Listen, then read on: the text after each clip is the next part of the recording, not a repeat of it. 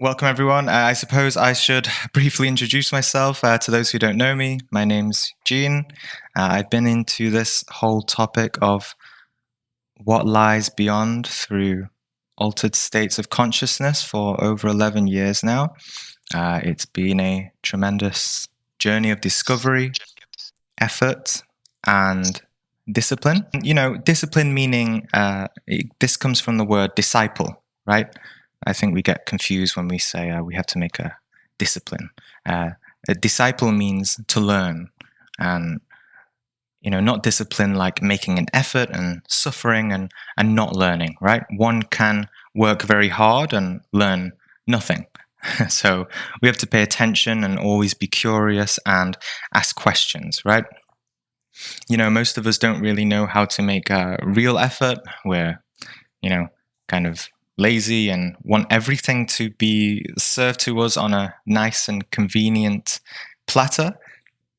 And we're taught to do this, whether it's from parents or schools or books, internet, science, religion, and various spiritual teachings as well. We always want to consume outer things, and it's the same with knowledge too. Most of our knowledge derives from outside of us instead of within. True spiritual wisdom is the arising of being willing to be empty of everything that we know, right? The known. And, life and all of external reality is the known. And we can't begin to see the unknown and see beyond the known until we empty ourselves of all our conditioning, beliefs, and gathered knowledge over the years and over the course of our life. So empty your cup, so to speak, to use a Zen Buddhist saying. And, we don't only want to rely on, wanting information and knowledge to be served to us like privilege, but we also want it to be in line with our beliefs, preconceptions, and desires, and so on. So we also have this issue of, our kind of personal, egoic tainting of our perception. So this is a little bit of what I want to go into in this event as well, about going beyond all these challenges in our perception to really get to the truth or core behind, the essence of astral projection. Astral projection just being one aspect and phenomena that arises along this journey of discovery or self-discovery. How does a person who is a master of the violin or piano become great at what they do? They make some little efforts here and there, right? Do they expect themselves to be great with a few nights of practice? Absolutely not. And like I said, most of us don't know how to push ourselves just a little bit more in order to achieve the proper results. And I think what I said, I made a sort of diagram recently. Let me find it. And so, yes, as you can see, astral projection has nothing to do with hallucinations, visualizations, thoughts, beliefs. The experience is just as tangible as your sense experience here and now as you listen to me speak, with all of your usual sense of self and full senses intact, right? It's an experience, where sounds, sight, touch, emotion, and the way that you perceive them and feel them in your normal sense of self, it's just the same way as when you're awake here in the physical.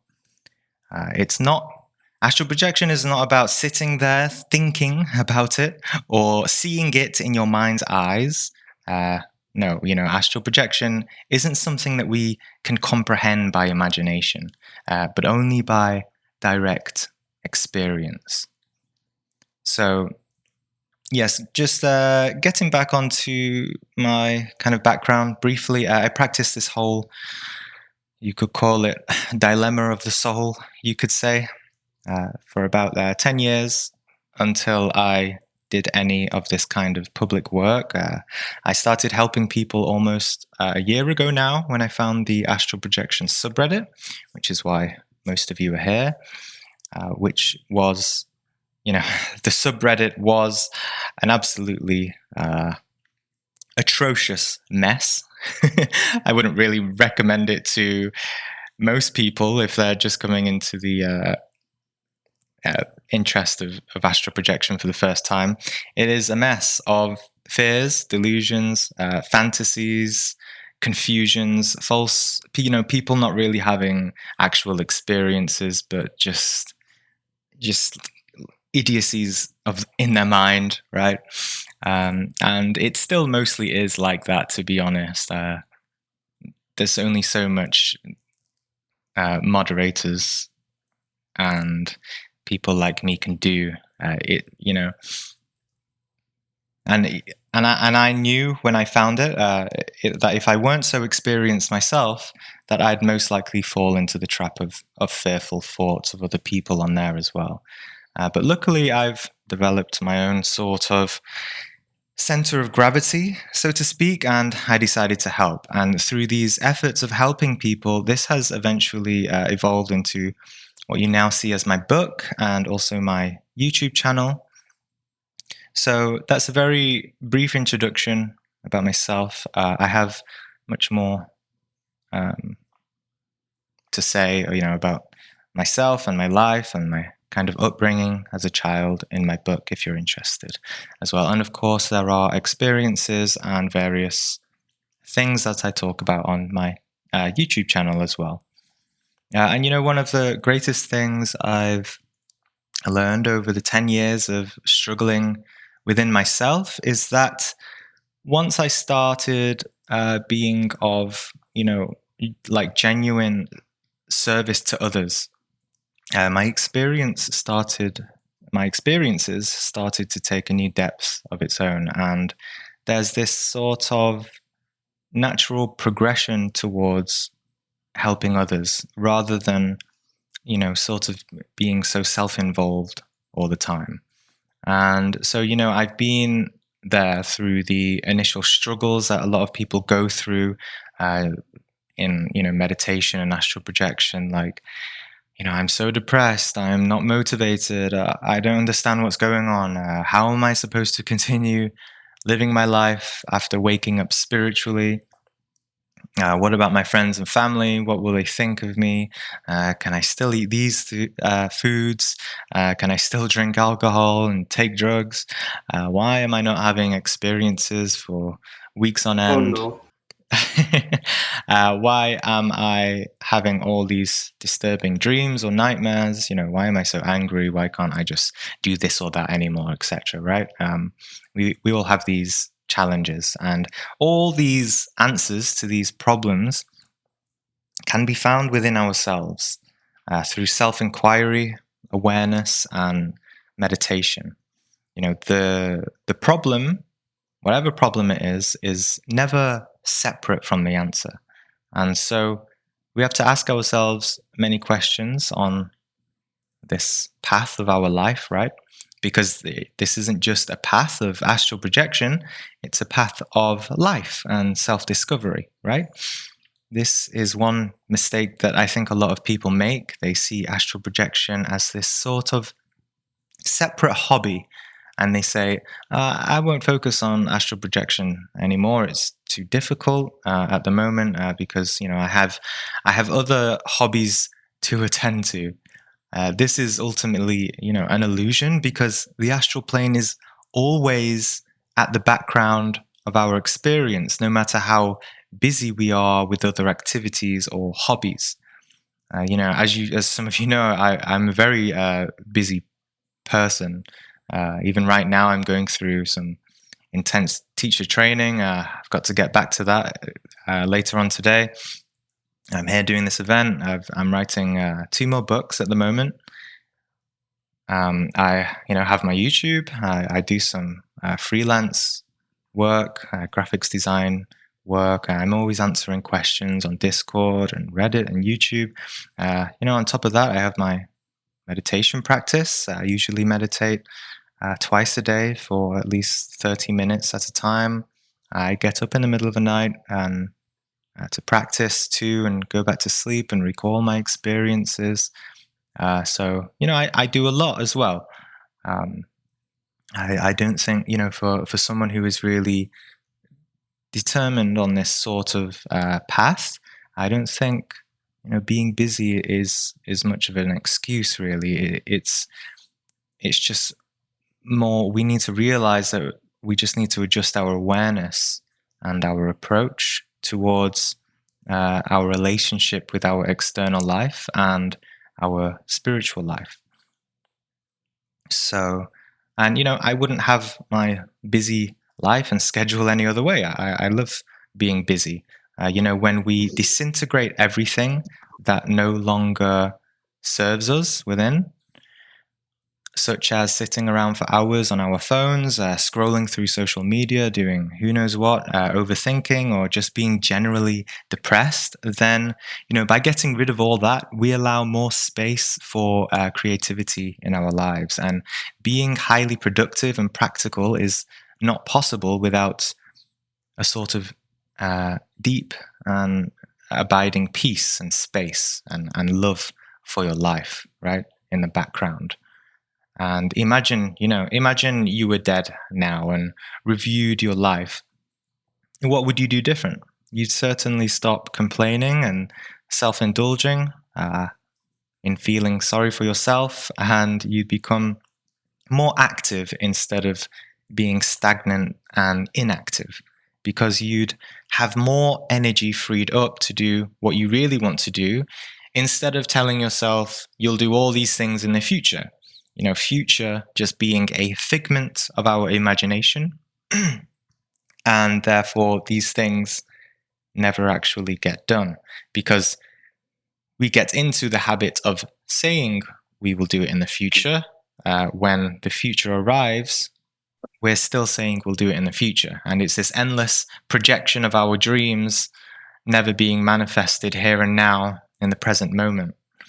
And so how do we make those dreams into realities? Well, we stop dreaming. And so this brings me on to a few common questions I want to get out of the way before we just begin the Q&A, because, as you know, I answer the same questions a lot, and it would be nice if today we got a bit deeper into questions that really make us think about ourselves and spark a kind of active kind of thinking, right?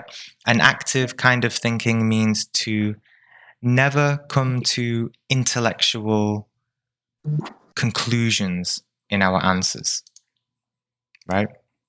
But to develop ourselves into contemplative and deeply mindful people. This kind of objective, non-judgmental, and silent type of thinking or awareness is a much deeper kind of intelligence. And it's a faculty we aren't usually taught how to do in our kind of conformative society. And so the best questions are the ones that make us say, I don't know.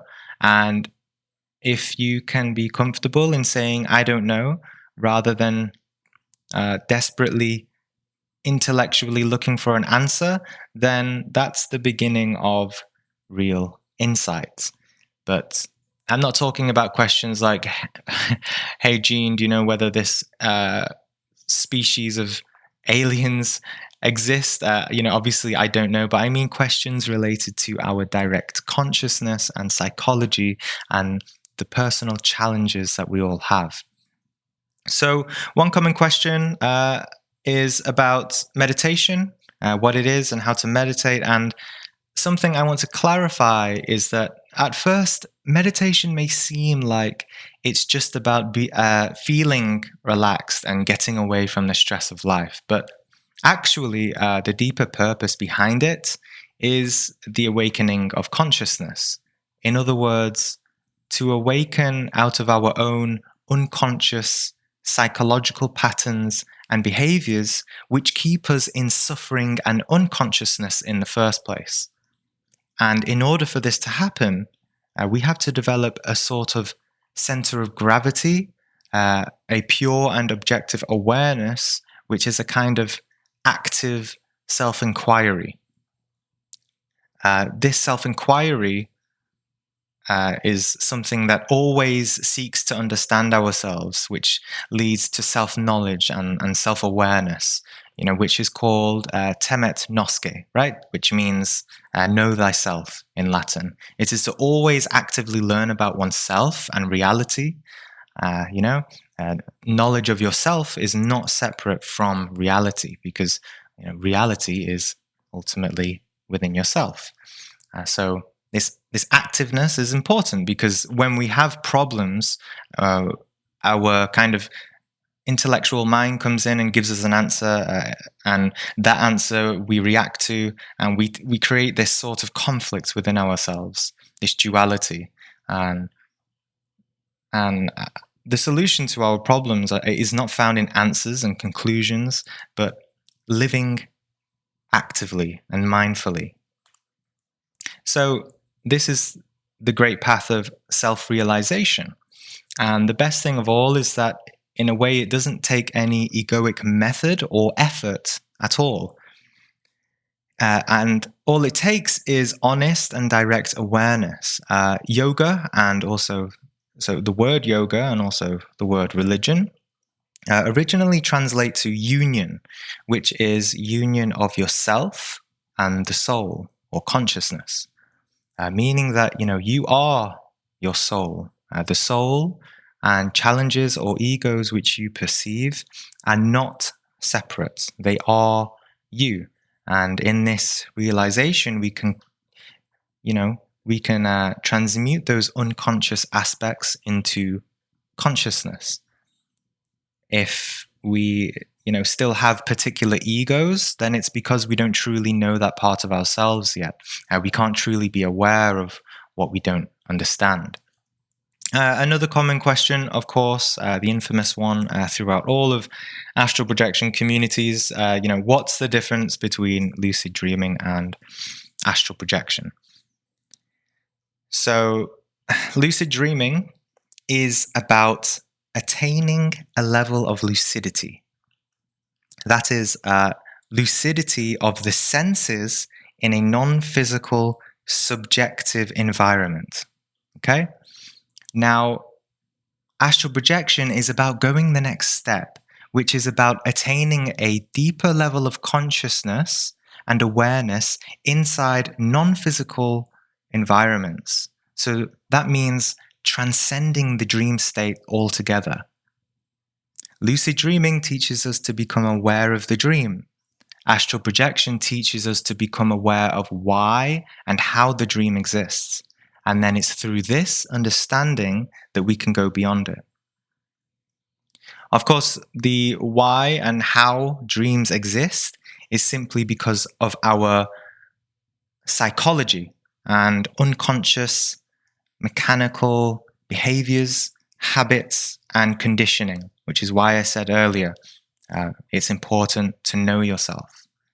If you don't know yourself, you're not going to understand why your dreams exist in the form of thought forms during the day and in the form of dreams at night. Those two things are not separate, right? Your dreams during the day are no different than the dreams you have at night. So the reason why people who solely believe only lucid dreaming has validity in a sort of materialistic scientific perspective, because I've been dealing with people like that on the subreddit, coming from the lucid dreaming subreddit, and they're coming to the astral projection Reddit saying, this is all nonsense, and you guys just need to focus on lucid dreaming, and that astral projection is just lucid dreaming. For them, lucid dreaming is a purely psychological phenomena, and they don't understand that astral projection is a spiritual experience. It is a awakening of consciousness, and of course, they can't see beyond the realities that they don't understand. None of us can. So that's just the level that you're at. You can, stay at a level of lucid dreaming and not understand that there's more to that ghost-like substance of dreams. In one sense, lucid dreaming is the opposite of astral projection, because in order to astral project, you need to stop dreaming. And the deeper truth is that most of us don't stop dreaming, even when we're in physical waking life. So anyone can dream, but it takes a special state of awareness to go beyond it. Moving our awareness into deeper levels of consciousness is not something most of us are used to, and it's definitely a challenge to understand at first, but it's a very rewarding challenge if one persists and remains open-minded. Another common question is about whether astral projection is dangerous. As with anything in life and in our devolved human minds, there's always duality in what we see, right? And so with this question on whether it's dangerous, on one side of the coin, yes, perhaps there's some psychological danger, but on the other side, it's absolutely stupidity to think there's any danger at all. Why? Because the danger is just in our own minds. So sure, there are kind of negative entities. However, there's always a reason why we encounter them or go to lower dimensions. And that reason is to be found within ourselves. So we need to be a bit more intelligent. We need to change our perspective of quote unquote, said negative entities from a perspective of purely fearful stupidity, right, to a perspective of intelligent comprehension of these entities and just see them for what they are, which are often just kind of pathetic and weak energetic forms which thrive off your own weak and pathetic emotions of self-indulging fear, right? You can either see it like this in this harsh way that I'm describing, or also approach it from a state of loving kindness and understanding that lower beings are just trapped and you can sort of feel sorry for them. So there is really never any reason to feel fear. And our fears really derive from our dualistic perspective of good and bad, right? And we need understanding of why people think there is and isn't danger. We attract what we need to learn, I believe. And if you haven't overcome fear yet, then that's your challenge at this stage of your particular soul's path, right? I personally no longer really feel fear when I encounter these types of experiences because, as I've said, my perspective is different now. Therefore, I don't have that many experiences. And, as above, so below, if you're a negative and fearful type of person, you're more likely to have those types of experiences and definitely more likely to react to them in a negative way. Hence, that is the danger, right? In our own reactions towards experiences. If someone is just really not ready for astral projection and they have an experience they just don't understand, but they see something really scary and they have some kind of trauma from it and they keep having nightmares from it, then I'm sorry, but it's not the astral projection experience that was dangerous. It's the person, and they just shouldn't react in that way. And if you're thinking to yourself now, oh my God, I'm really negative and always fearful and pessimistic, so therefore I'm definitely going to have negative experiences like Jean said, then, well, you really need to start developing self-awareness and stop identifying with these types of self-indulging thoughts. Just see it for what it is. They are just thought forms.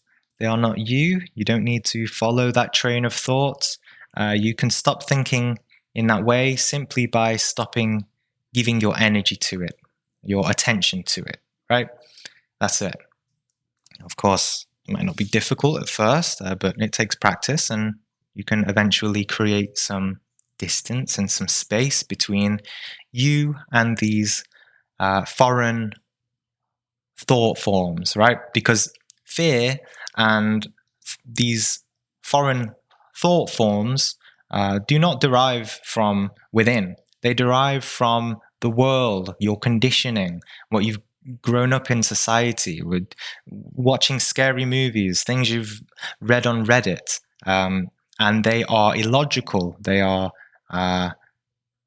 ultimately illusions, fantasies, because you don't know that that fear is rational, right? And the last common question I want to clarify is about the general struggle of people not being able to separate, or that they experience some sort of quote unquote vibrations or sensations during meditation and thinking that they can separate or something. And then you get the endless thousands of posts on Reddit saying, I think I'm close. I felt the vibrations, but I can't get there. Some people stay stuck in this level for many months. I'm kind of tired of this question because it just shows that the person has not understood that astral projection can happen naturally and spontaneously. He or she is focusing too much on thinking that astral projection is just another method, like a kind of methodical and mechanical activity, like booting up a computer, and that it has specific steps and sequences. It's not. It's more of a natural phenomenon that we just have to get in touch with. We don't need to think about the steps. We don't need to have vibrations in order to astral project. If they happen, they happen. If not, that's fine. But we don't need to give our attention to analyzing these sorts of sensations on the way, right? In when you're in meditation, you don't focus. The aim is to be impartial towards the sensations of thought.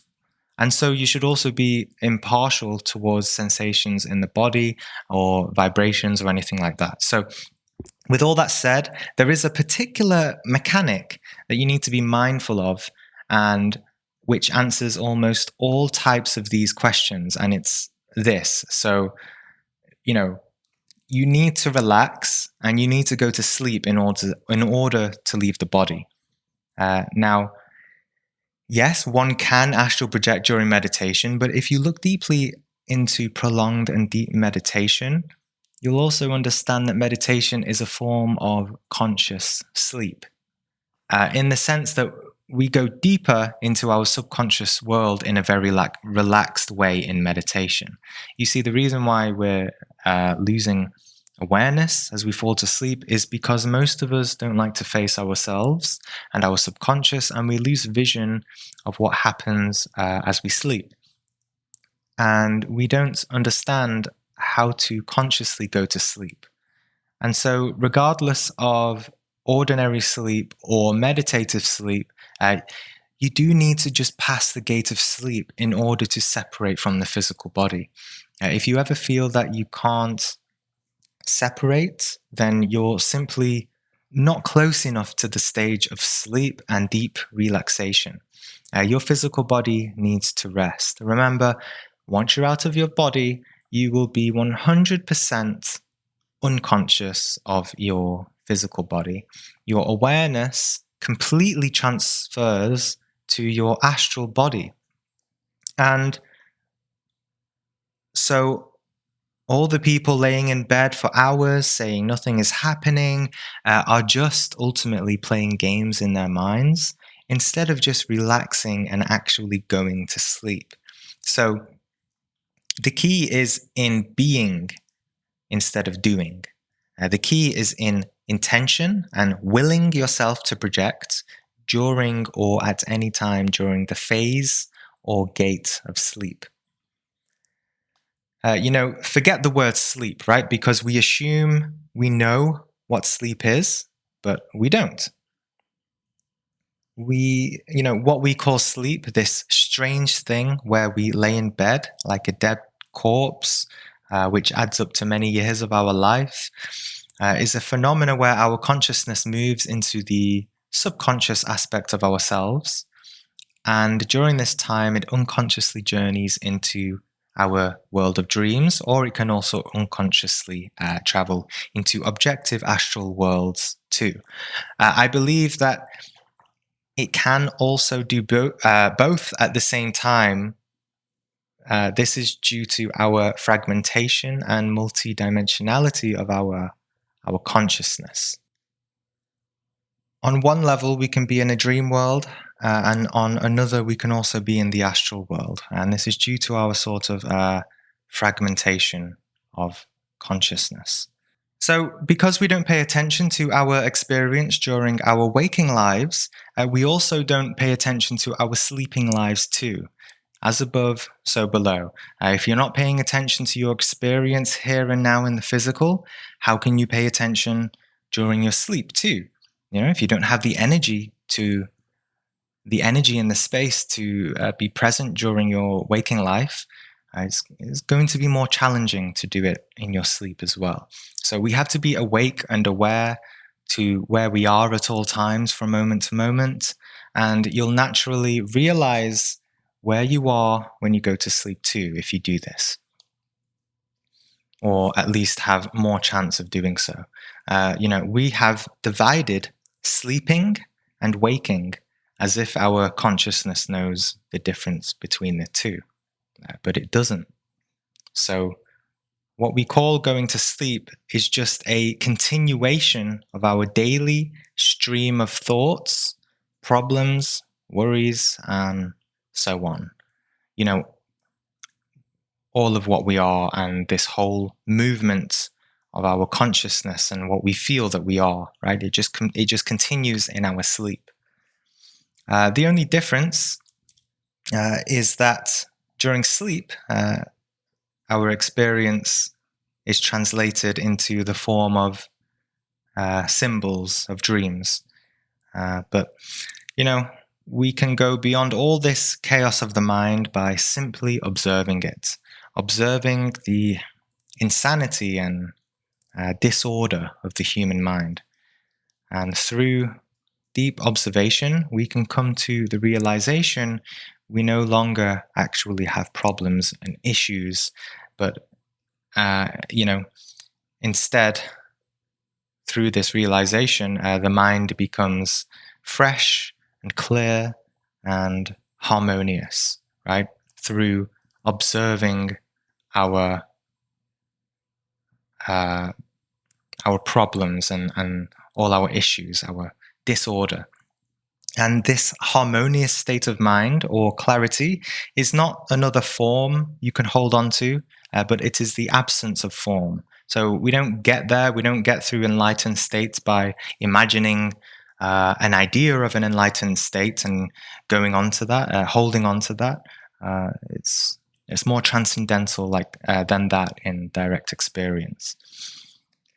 And lastly, as for science, yes, there are many studies on proving the experience, as well as impressive studies in quantum physics and so on. I used to enjoy reading all about modern scientific experiments a lot, and it's essential, right, for humanity to progress, learning on a collective scale. However, personally, now, really, I realize that we need to go beyond this compulsive need to look to modern science or any authority, in fact. such as religion or any spiritual system, as an authority, right? Which tell us that they know the truth. And our minds look to these groups of people to verify knowledge or information. But instead, as I've said before, we need to become our own pioneers of consciousness. Because even if science proved this or that, well, it doesn't really prove it to you directly, does it? It answers absolutely nothing for your own individual direct experience. You'll still be, lost and confused as ever before until you discover the reality of it for yourself directly and develop your own inner understanding instead of reading some article or some other intellectual, jibber jabber or nonsense like that, right? So, yes. Well, I hope that lays some foundation of a bit of understanding and hopefully encourages some questions. Feel free to ask absolutely any type of question.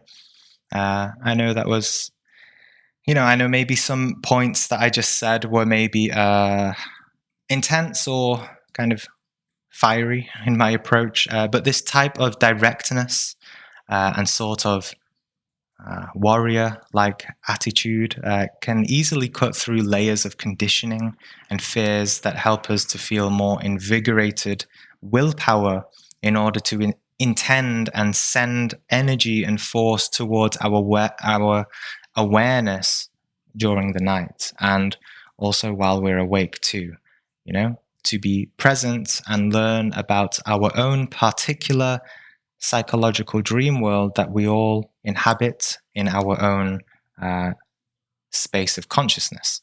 And once we go beyond our own dream world, then we connect to the deeper world, which we all share in a greater reality or a deeper aspect of reality. So, yes, Jordan, feel free to. I will go through every question in the live event chat text channel.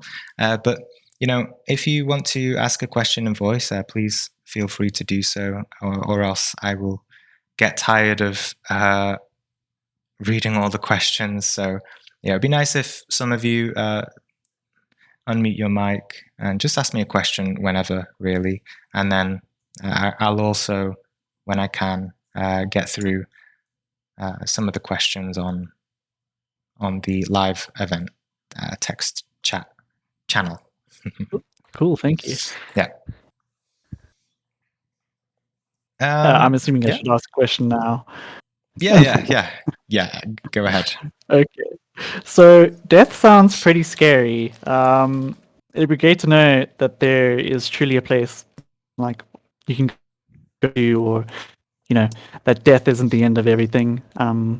Would learning astral projection for the sake of that, or yearning to find out, would that get in the way of you making progress towards astral projection, or not really? Just finding out if there's more to life, so after death and stuff like that. Yeah, you mean approaching astral projection with the intention of finding out if there's more after death, right? Yes, exactly. Oh, I mean that's a great reason, right? Yeah, as I said, self-inquiry is important, and we should always ask questions, whatever it is. The problem is when we look to online articles and books for our answers and use that as a sort of false answer or sort of dogma. But yes, and so it's absolutely fine. It's a wonderful reason, in my opinion, to take on this journey of discovery. And whether or not you have that intention, it's usually natural when the person is quite advanced to discover it anyway.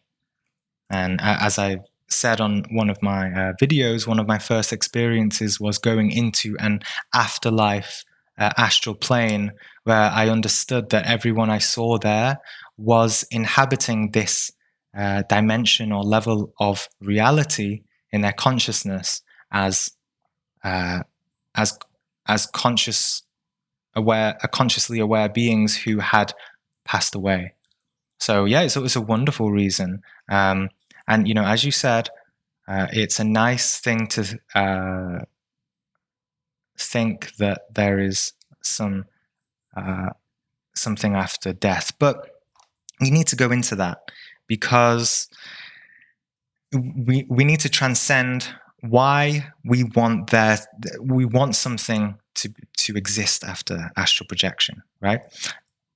Be mindful of the belief. A lot of people in this community interested in astral projection blindly just believe that astral projection is real, right? I'm not saying that astral projection isn't real, but a lot of people believe that want to believe that astral projection is real because they're scared of death, and they want some comfort. So we have to self-inquire into, why do I want that comfort? What am I scared of? Right? And then the journey takes a little more depth.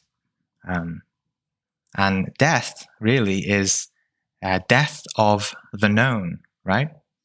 Our minds cling to everything we've learned, everything we know, all our relationships, all our attachments, all our desires, or maybe our wonderful mind that we've developed over our life. All this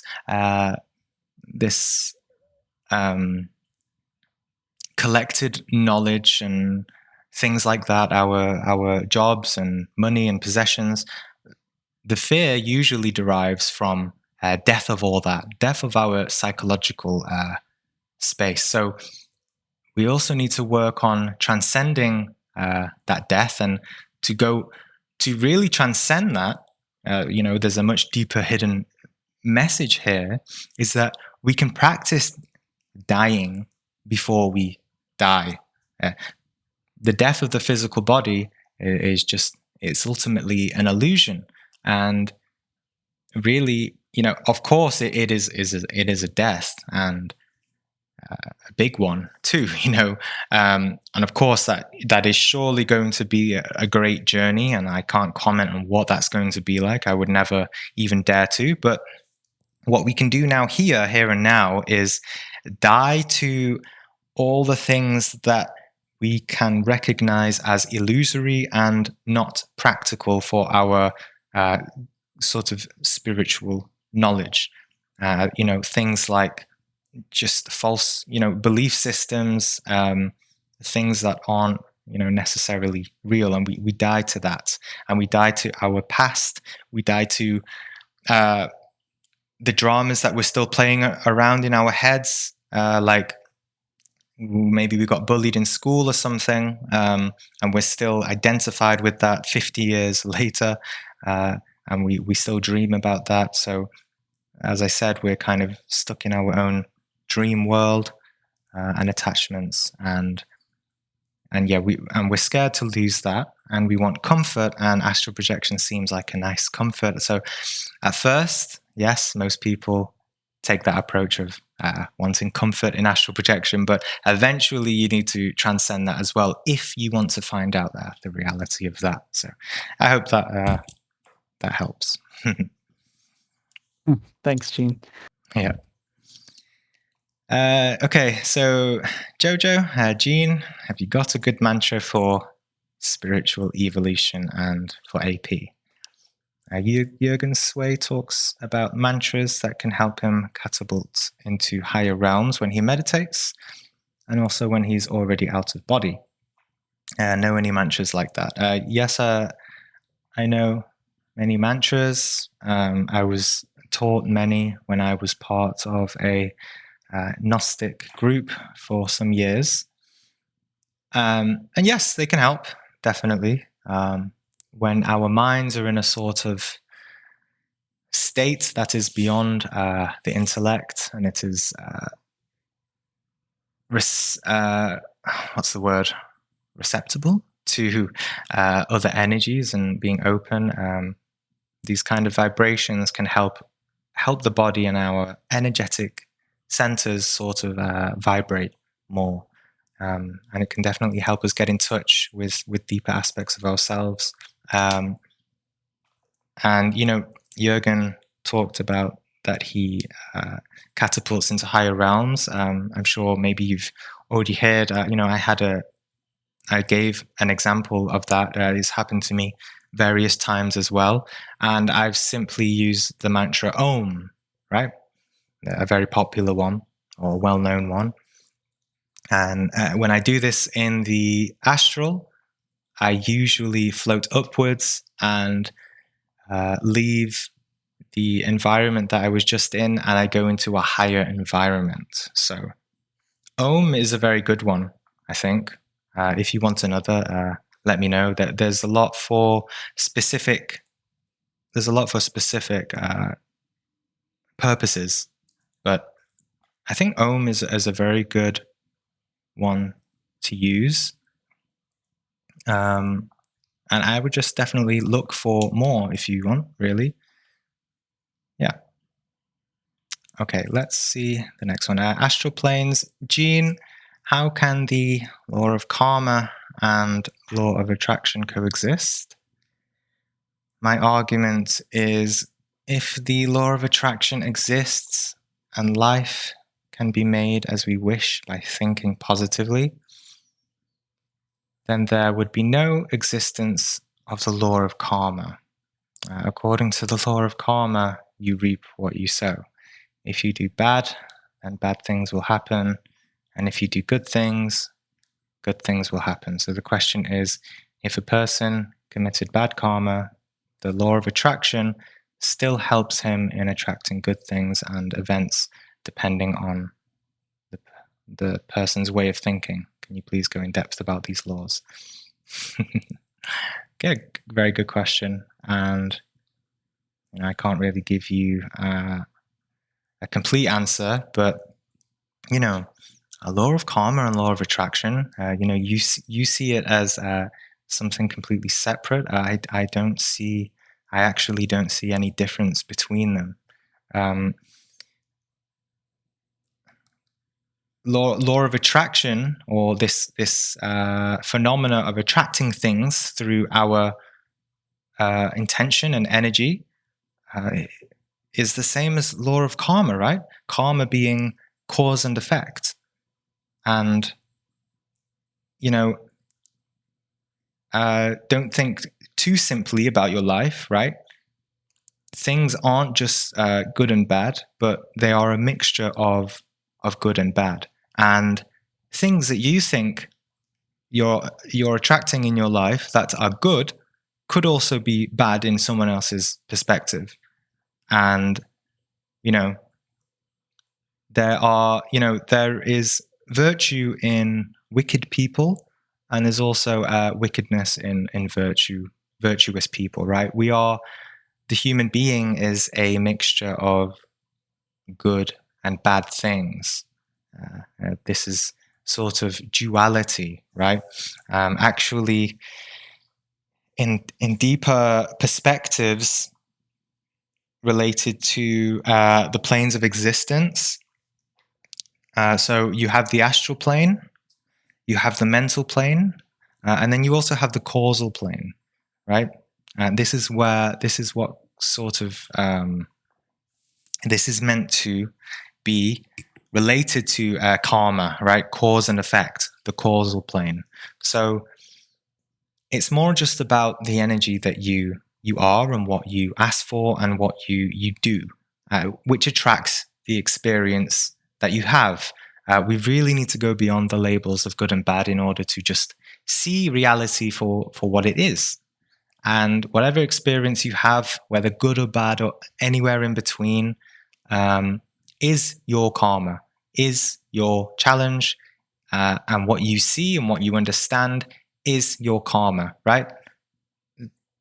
Your level of understanding now is your karma. The way you react to other people and behave is your karma. Your karma being your conditioning, the way you are, the way you think, and also, of course, what I suspect as also a sort of accumulation. There is an energy of a sort of accumulation of energy from our past lives as well. So, For example, I believe people who have perhaps come into life during the slave trade and were racist to African people probably came back as Africans themselves and experienced some sort of racism or prejudice or something. So, but beyond that, just looking at this life, karma is quite simple, really, and there's a difference between experiencing what you are now and everything that you have in your life now, and just having like positive thinking. Positive thinking will help, and it will get you there.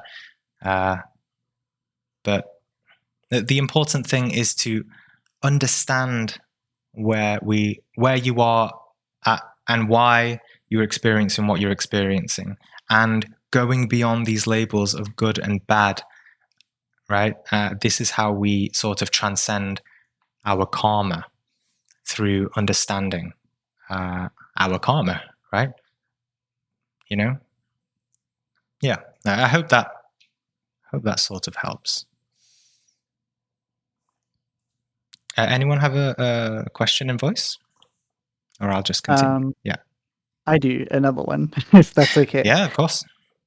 Thanks So for you asking. mentioned, and I watched another video of you experiencing astral projection into the afterlife. Do you think there's some sort of external force that's sort of like guiding you in these projections? I mean, you spoke about you met these two people and they had like this cool symbol above their heads or something like that. Do you count those as guides, or? Yes, most likely, I suspect. Okay. Yeah. I'm just wondering. Yeah, and also I believe as well. You said, is there an external force guiding us during these projections? Well, yes, there is a force, and I wouldn't say it's external, but internal, and in the sense that, as I keep repeating, that there is this knowledge of the known, right? Of everything we learn, of all our conditioning, like that diagram that I put in the channel, of just all our past, right? And all our ego, all our unconsciousness, and all our knowledge, and all our conditioning, and all the thoughts that sprout from that, and our reactions to the external world are not necessarily our own thoughts. And when we go beyond that and connect with our, in Gnosticism, they call it our innermost, our sort of, this connection within the central point of our sort of connection to our consciousness, the sort of thoughts and energies and thoughts that come from there is our sort of guiding force. And it's this sort of deep, silent intelligence that comes from within, and not external, not of this world, not of what we learn in books, right? It's a different type of knowledge, an internal knowledge. Gnosis, right? Gnosis means knowledge of direct experience rather than beliefs. That is our guiding force. That is our sort of silent guardian, right? And we can all feel it when we get in touch with ourselves. It's that very small and innocent awareness, right? When you're walking across a street or a park, and you see a flower, right? And you just observe the flower, and you're just looking at it. You're just seeing the colors, what it looks like, and you just pass by, and you're just silently looking at it. Well, in the same way, that's how we need to look at ourselves.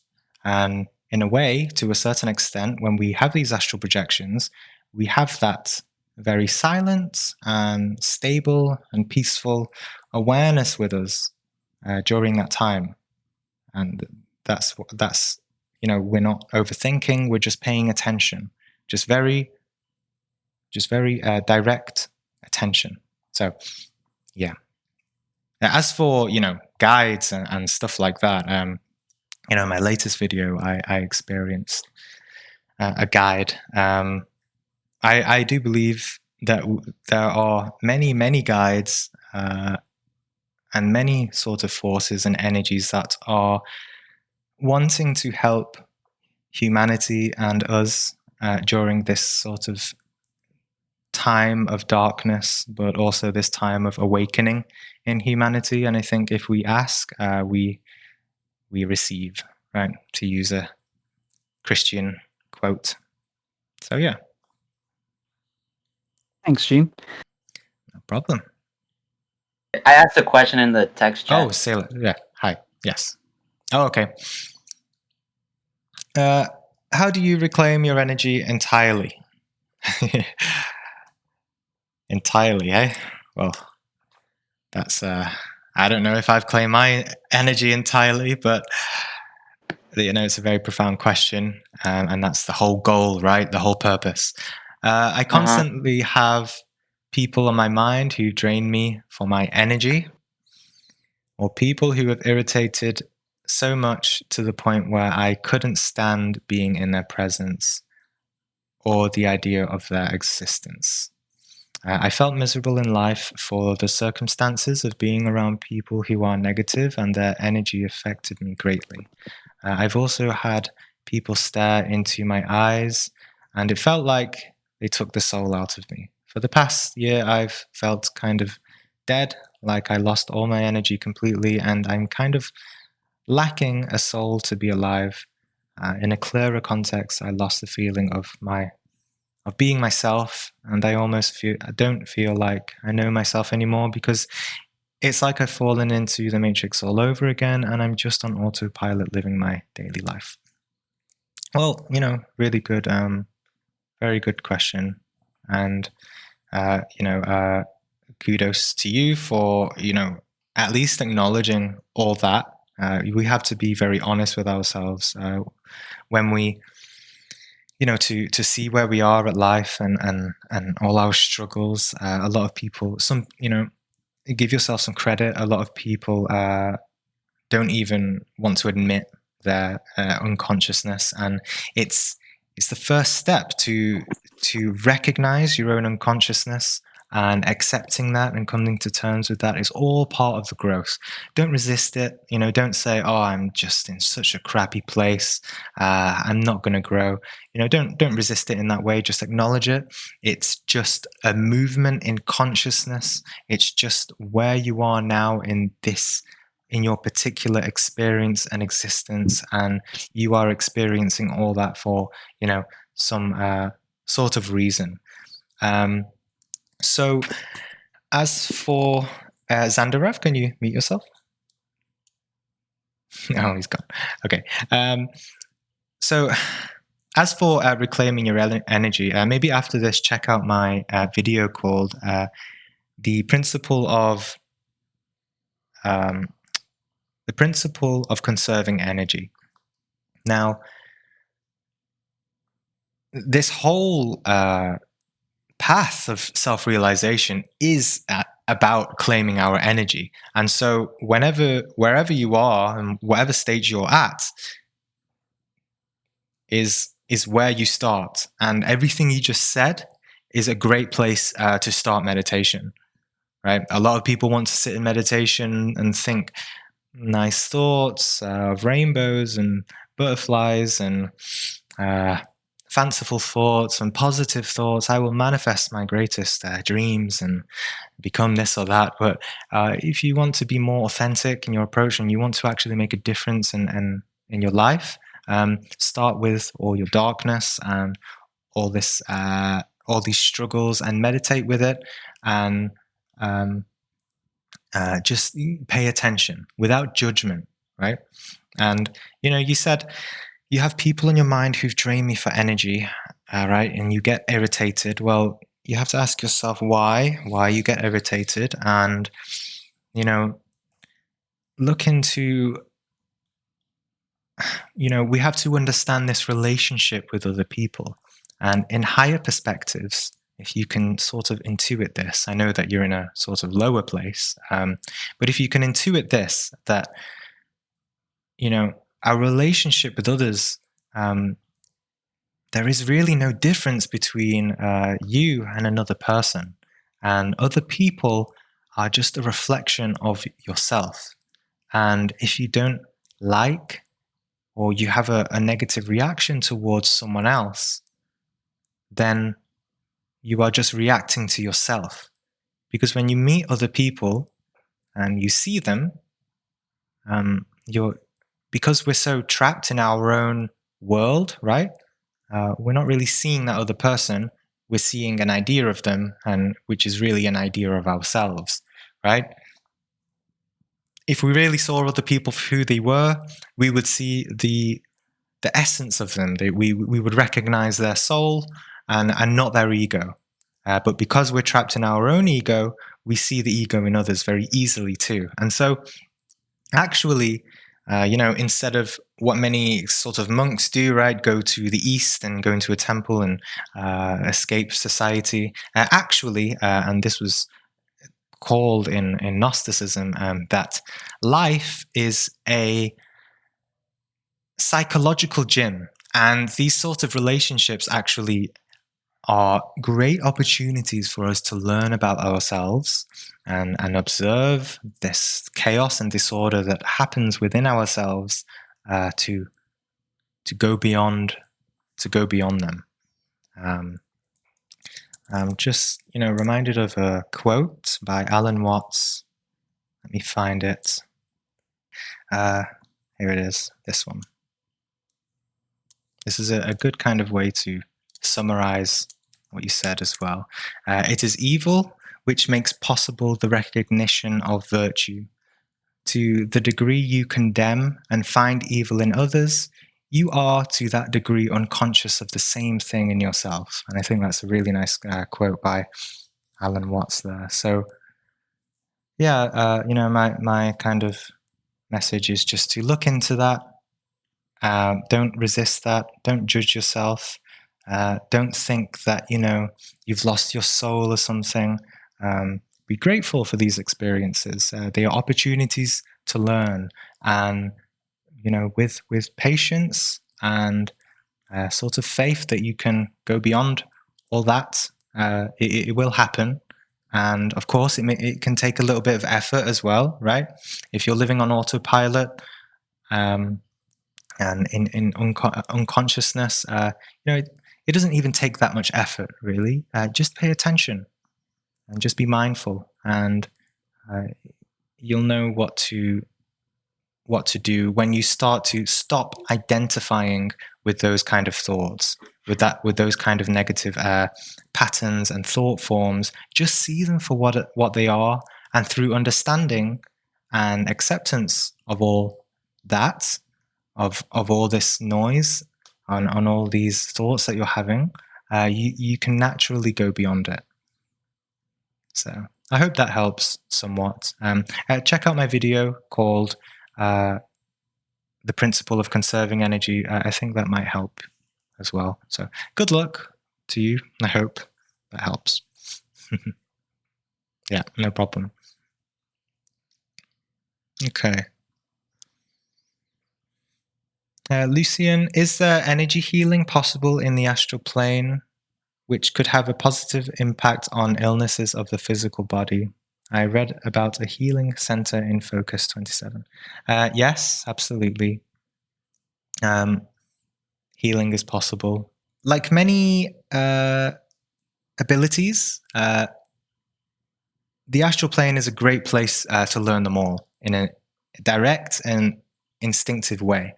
Because in the astral, things are a lot more energetic and a lot more direct, rather than in the physical, right? In the third dimension, we have this logical thinking. That's why science rules this plane, right? But over there, the intellect is not does not rule reality. Emotions and energy does. And so, say if you feel a particular way, you can when you can start to kind of move this energy or transmute it, right? And it's the same feeling if you come out of body and you're in a lower dimension, a lower because the planes, the astral planes, and the kind of subplanes within them.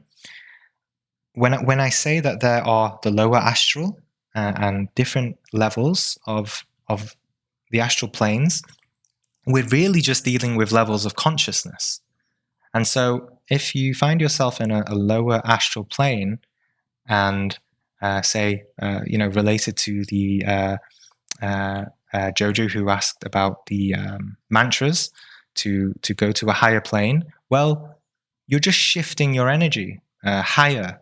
And so you go from a lower plane to a higher plane and you start to vibrate and change your whole level of being and consciousness and awareness to something that's more subtle, more refined, less dense, which naturally has a more positive tone to it.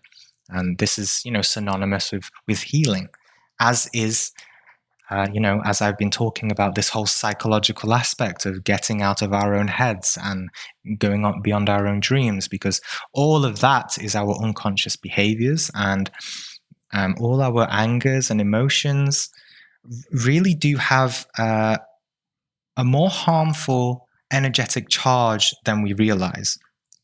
For example, when someone is very angry, extremely, angry, afterwards there is a sort of charge there. If you've ever felt it, we've all been angry, right? And afterwards, once the anger has finished, you feel a sort of energetic charge. And even in Gnosticism, it was taught, I think it was the kidneys or the liver, this sort of energetic center gets damaged, and also our sort of like third eye can become kind of atrophied simply through the emotion of anger. So we need to start to understand ourselves, and energetically and psychologically, and it's all synonymous with self-healing.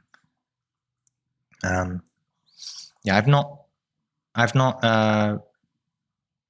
experienced, I've not tried to do like energetic healing, but I know Jürgen Ziva has done. He wrote about in his book something like he pulled his groin in physical life, and then he went out of body, and in his astral body he observed his physical body, and in his groin he could see this kind of dark black hole, energetic hole, and he sent love and energy, healing energy, into his groin, filled it with light, and then he woke back up in his physical body, and he had no pain anymore. So it's kind of synonymous with like Reiki and stuff like that. So yes. Well, someone I deeply love died unconventionally last year. Sorry to hear that. I also have other loved ones who died abnormally. I've heard of other people being successful in connecting with them while out of body. I'm not yet consistent in getting out consciously, but have tried several times, perhaps in double digits. I have searched for her repeatedly while out, but never can find her. Though I have had assistance from quiet beings who feel very kind and safe and seem to either guide me or support me somehow, despite not finding her. Yes. How do I find her? Well, so she died last year. There can be various reasons. For example, I don't know my biological father. And my mum has never really told me much about him. But when I ask, it's never anything good. He was sort of like a criminal or something. He did a lot of bad things, she says. And I suspect, we both suspect he's probably dead by now, considering his age, perhaps. And I've tried looking for him in the astral, but every time I am faced with a kind of energetic block or a distraction, or I just go into a sort of negative feeling, or just a void or a blackness, or I just wake up. So something is stopping me from finding out the reality of his, soul and who he is. So there's various reasons that we may not find someone. Usually, if the person has recently passed away, it's usually to do with the fact that they're still in a kind of adjusting phase. They're still adjusting to the fact that they've, died, that there's an afterlife, that they need to review their life. Particularly, did your friend, did your loved one, have a very difficult life?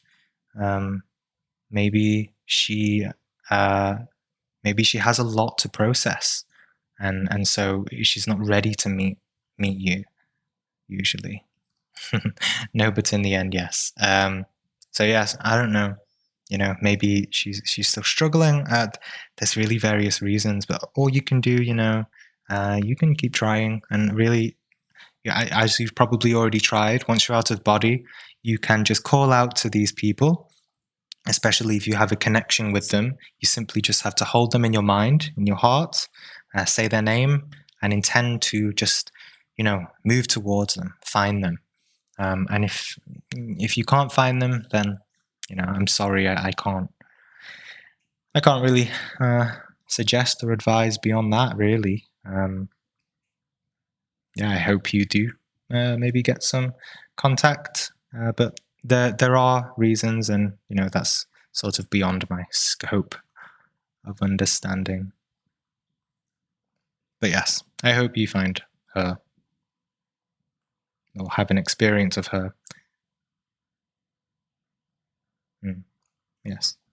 Usually, when loved ones pass away, they usually visit us in our dreams, and we wake up with memories of them. People say, "Oh, I dreamt of them," but it was actually them, visiting us, to say, "Hi, I'm fine. How are you?" So look out for your dreams as well, not just your astral projections. Hi there, Gene. Another question. No problem. Thanks for stepping up. Yeah, earlier you spoke about willing yourself to project at the gates of sleep. Mhm. What is this gate like? What is this phase in almost sleepness like? Yeah. Like, how will you know you're there? Yeah. Let me find another diagram. Put it there. So, I mean, the phase and the gate I'm talking about, it is simply just what we experience every night. It's that in between wakefulness and sleep.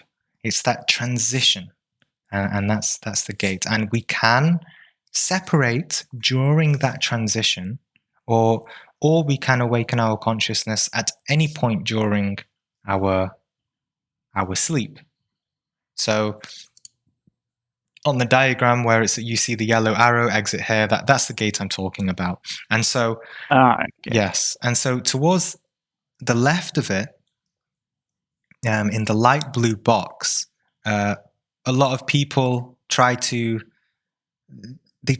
hard to exit when, say, physical awareness is too high or non-physical awareness is too low. And so it's okay to maybe attempt if they want, as long as they don't get too frustrated, and they can attempt and then just quickly recognize that, okay, this won't work. I'm too aware. I'm too attached to my physical body.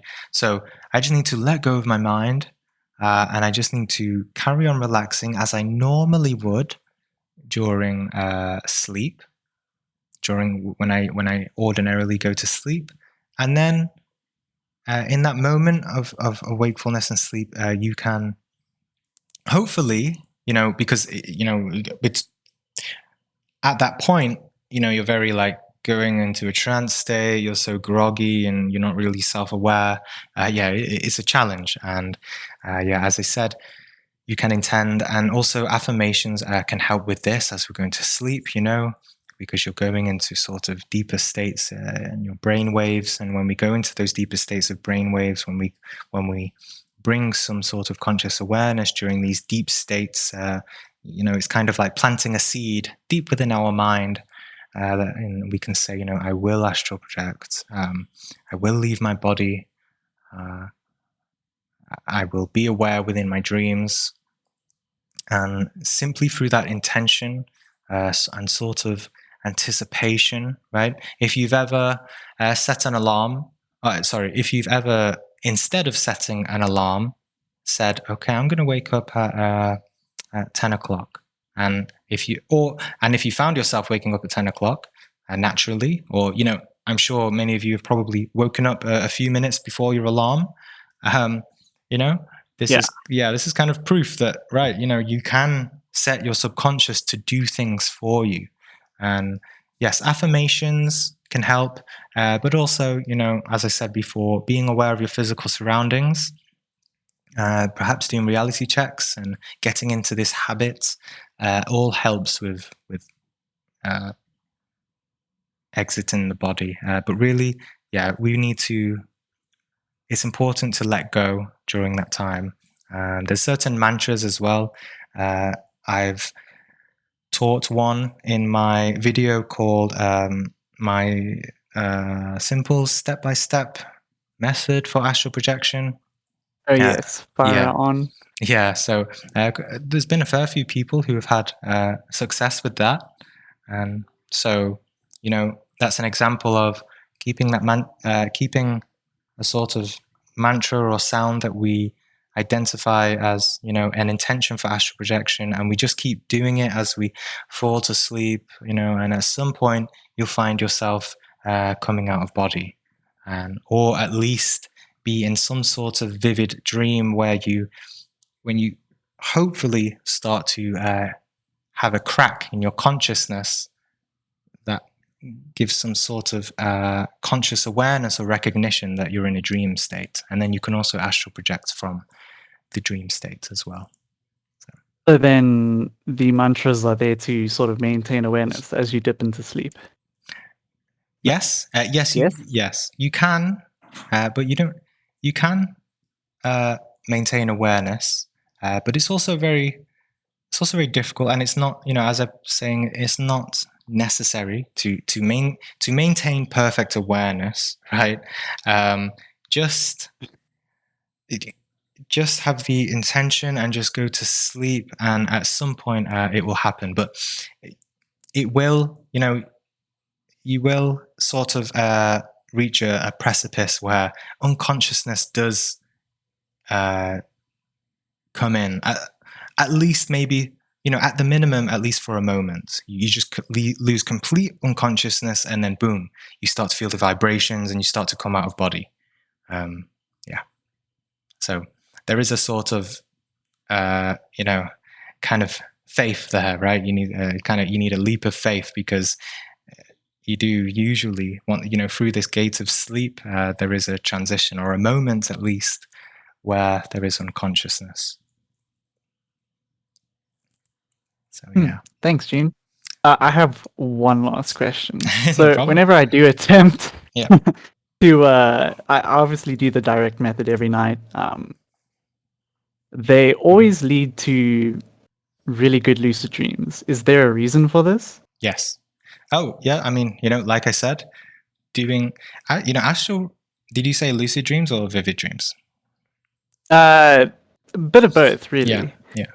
Yeah. That's the great thing about astral projection. When we make this greater effort of astral projection rather than just lucid dreaming, lucid dreaming occurs naturally and spontaneously, because we're sending all this energy and awareness and contemplativeness into our dreams.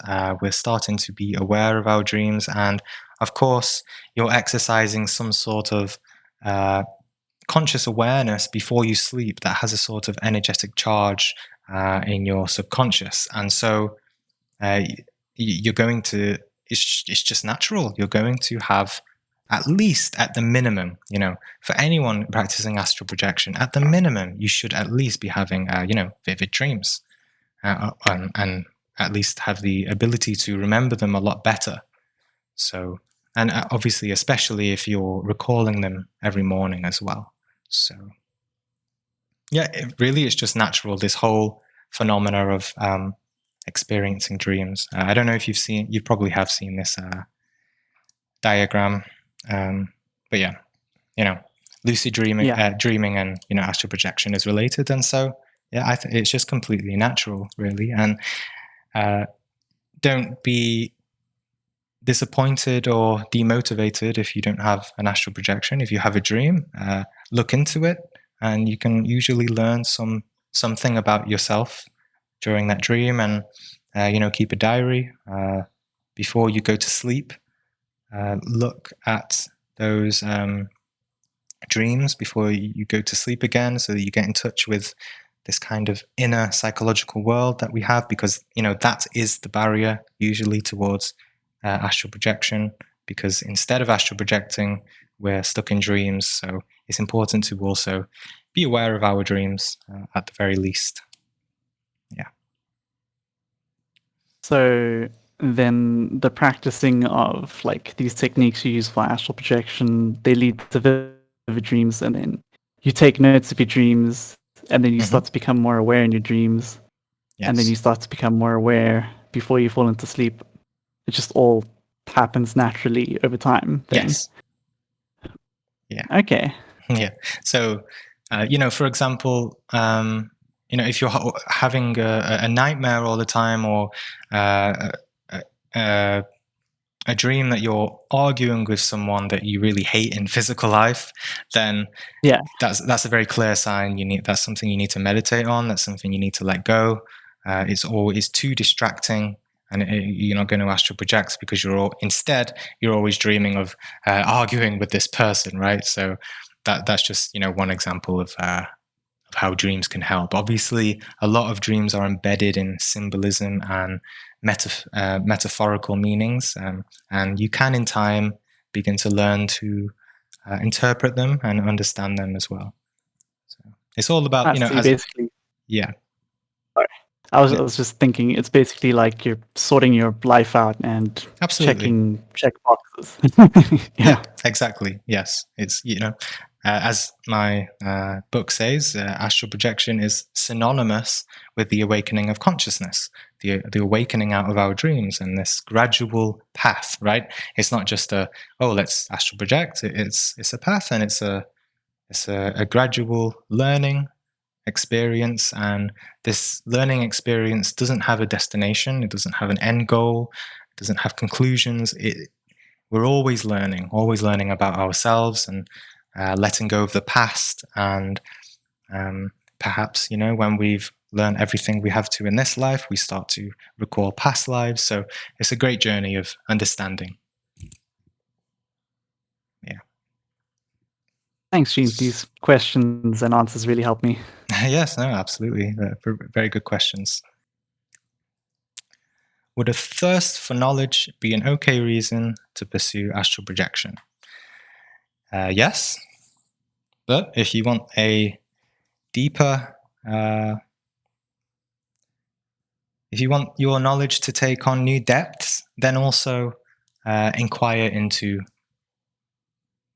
why you want that knowledge, right? Because everyone has a thirst for knowledge, and we also have to understand what knowledge is. And as I said at the start, there is two types of knowledge: knowledge of the external world, knowledge of books, right? A person can read 30 books on astral projection or 100 books on astral projection and have no experiences. And a person can read one book on astral projection and have a ton of experiences. So one person reads the book and learns nothing, and then the other person reads one book but also learns as well, right?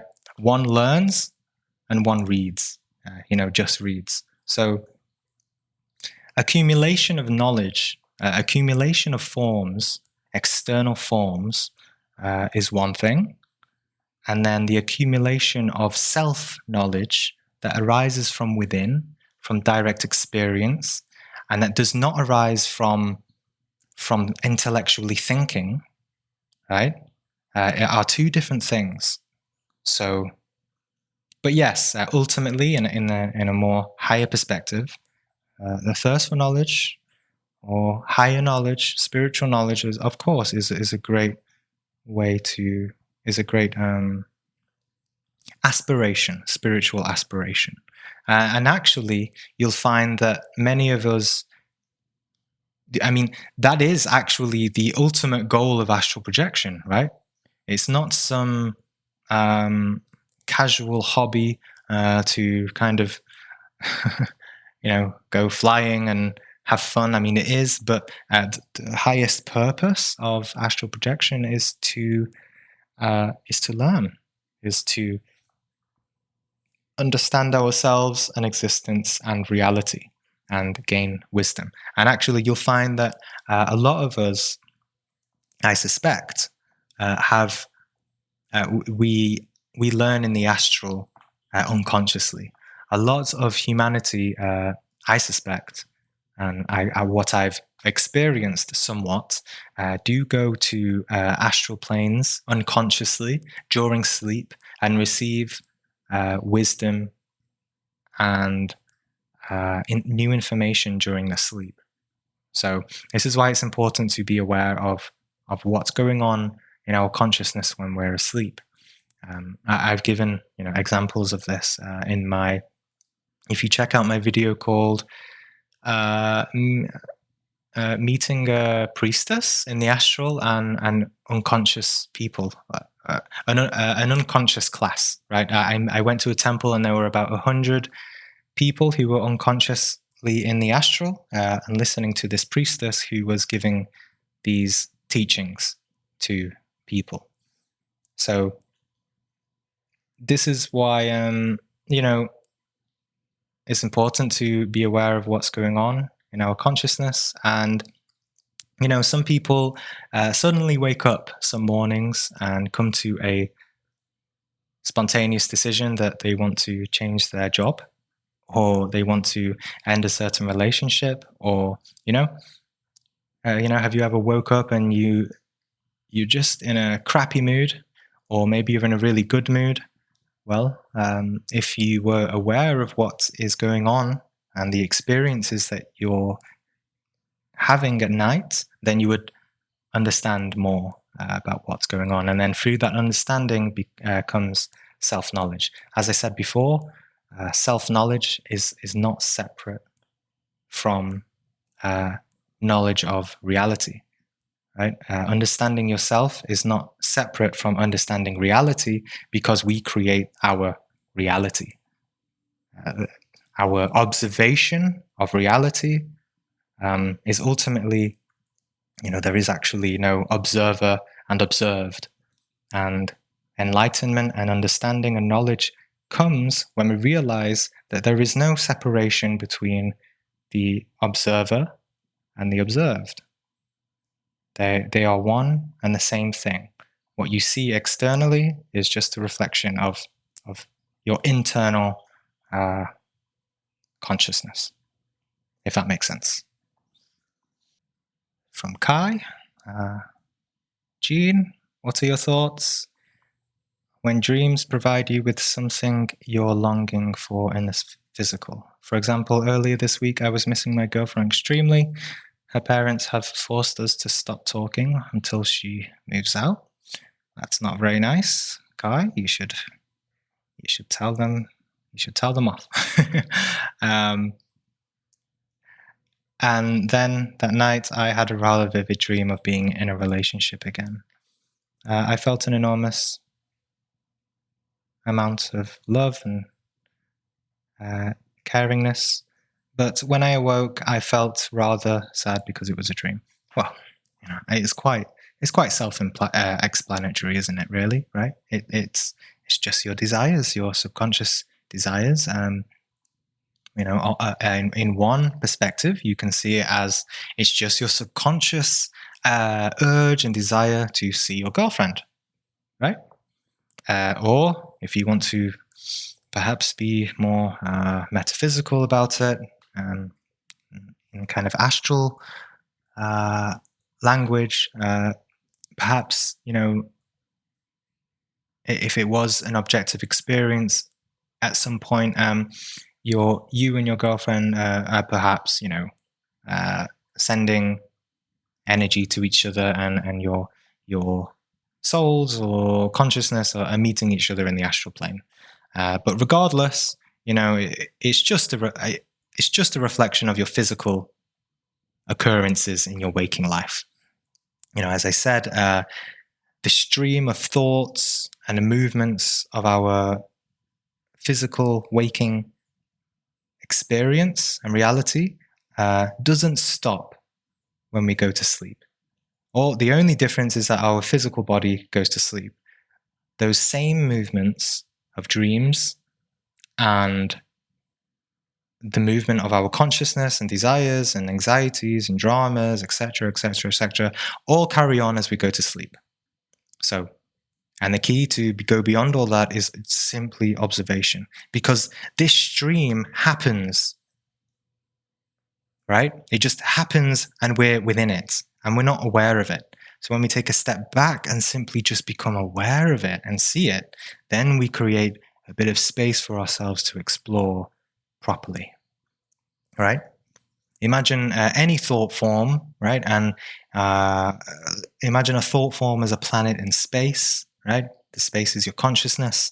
And in these thought forms, we're so attached and so overwhelmed with them, and that we are inside the middle of the planet, and so therefore we can't see the planet.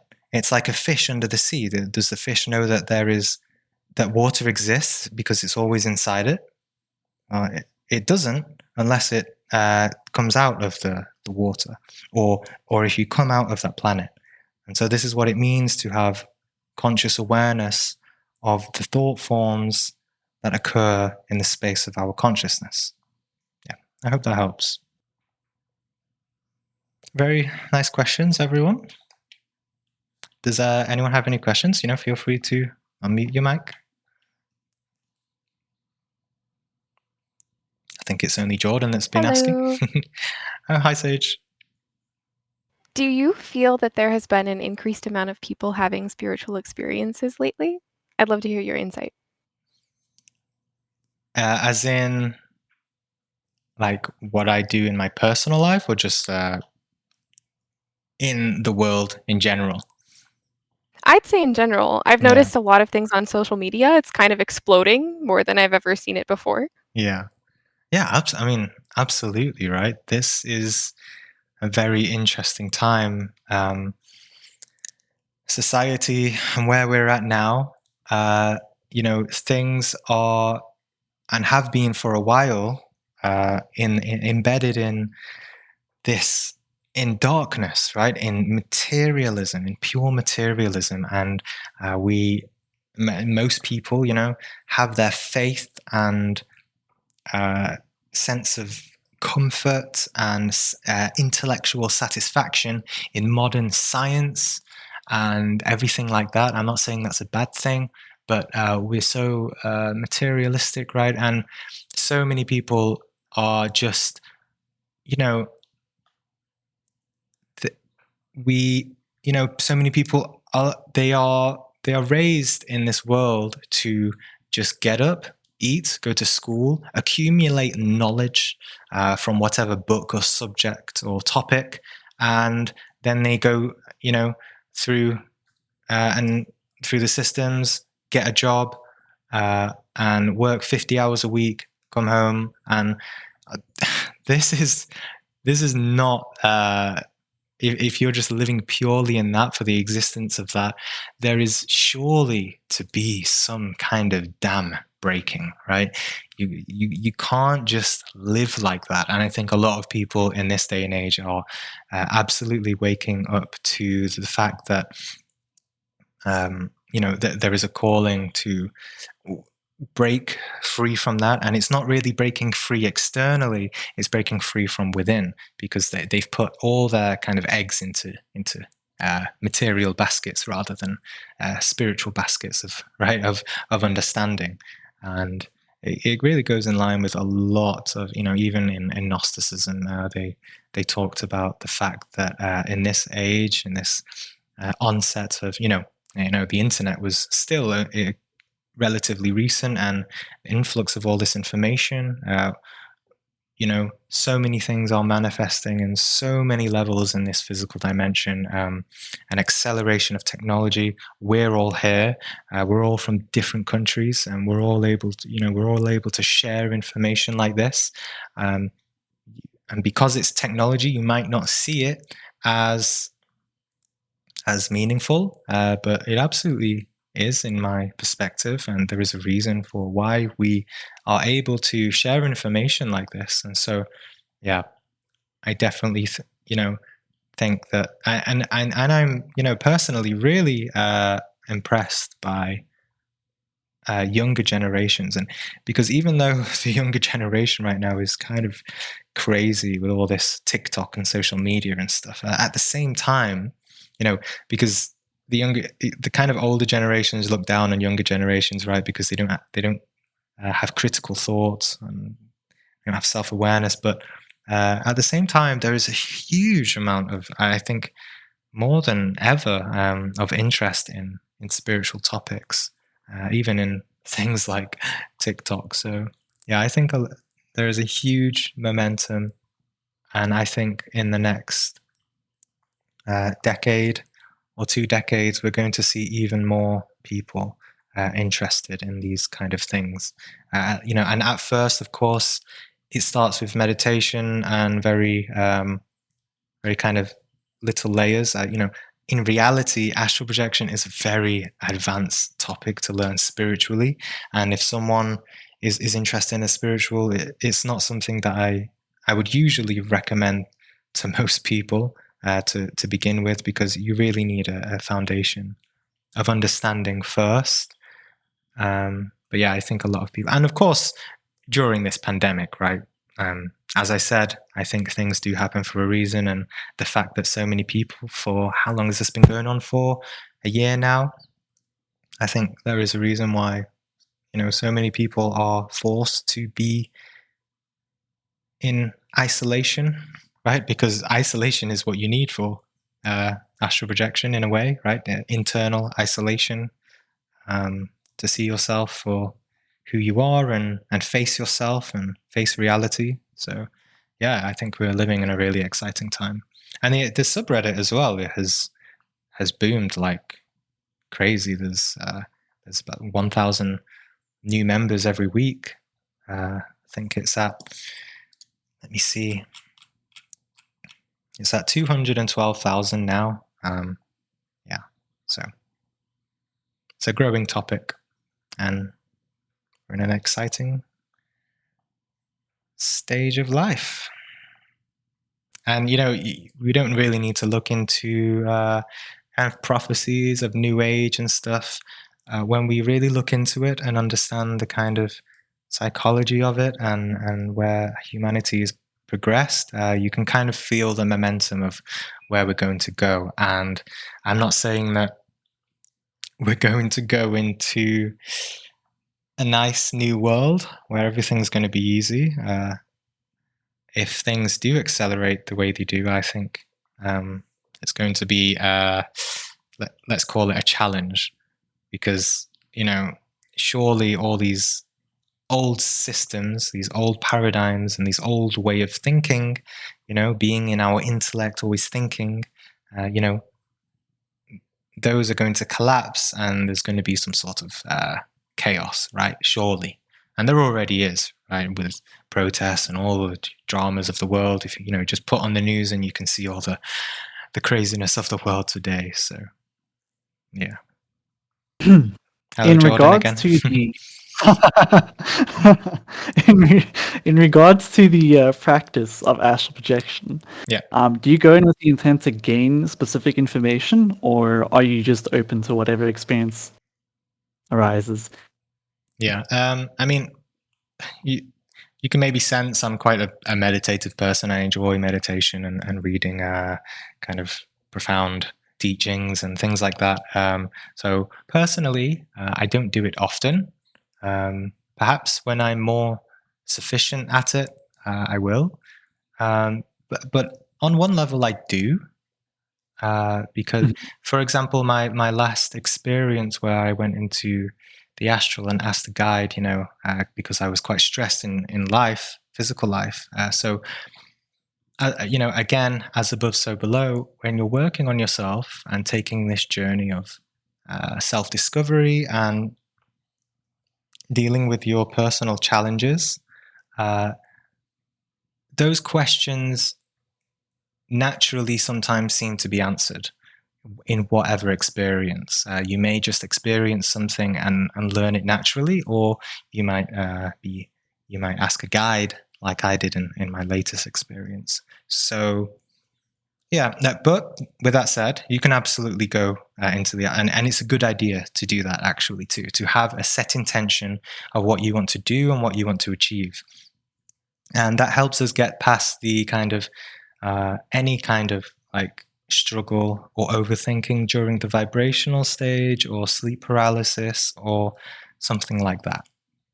Because instead of overthinking during those times and, oh my God, what's happening? What's this? What am I seeing? Instead, you give your focus and attention and energy to what you want to achieve, where you want to go, what you want to learn. And when we know what we want to do and what we set out to do for our purpose, then it becomes a lot more easier, and our energy knows what to do and where to go instead of overthinking. So yeah, it's a good idea to set those intentions and have a firm resolve. But you don't have to. You can just go into the astral and enjoy exploring, walking around, flying, go into space, visit another country, and stuff like that. Yeah. Thank you. No problem. Have you ever experienced anything that's paranormal or extraterrestrial, and do you have any stories about that? Extraterrestrial, yes. Paranormal in what sense? Yeah, because I feel like somehow this like astral stuff, different dimensions, it's somehow connected. Yeah. Yeah, absolutely. I've not had extensive experience with sort of other beings, but I do believe that other beings do reside in these more subtle dimensions alongside us, and I think there are other species, intelligent ones who are here to aid us and help us and guide us, and they can also probably exist. Whether they exist in the third dimension or interchange between all the different dimensions, right, where we can't perceive them because we're stuck in this three-dimensional world.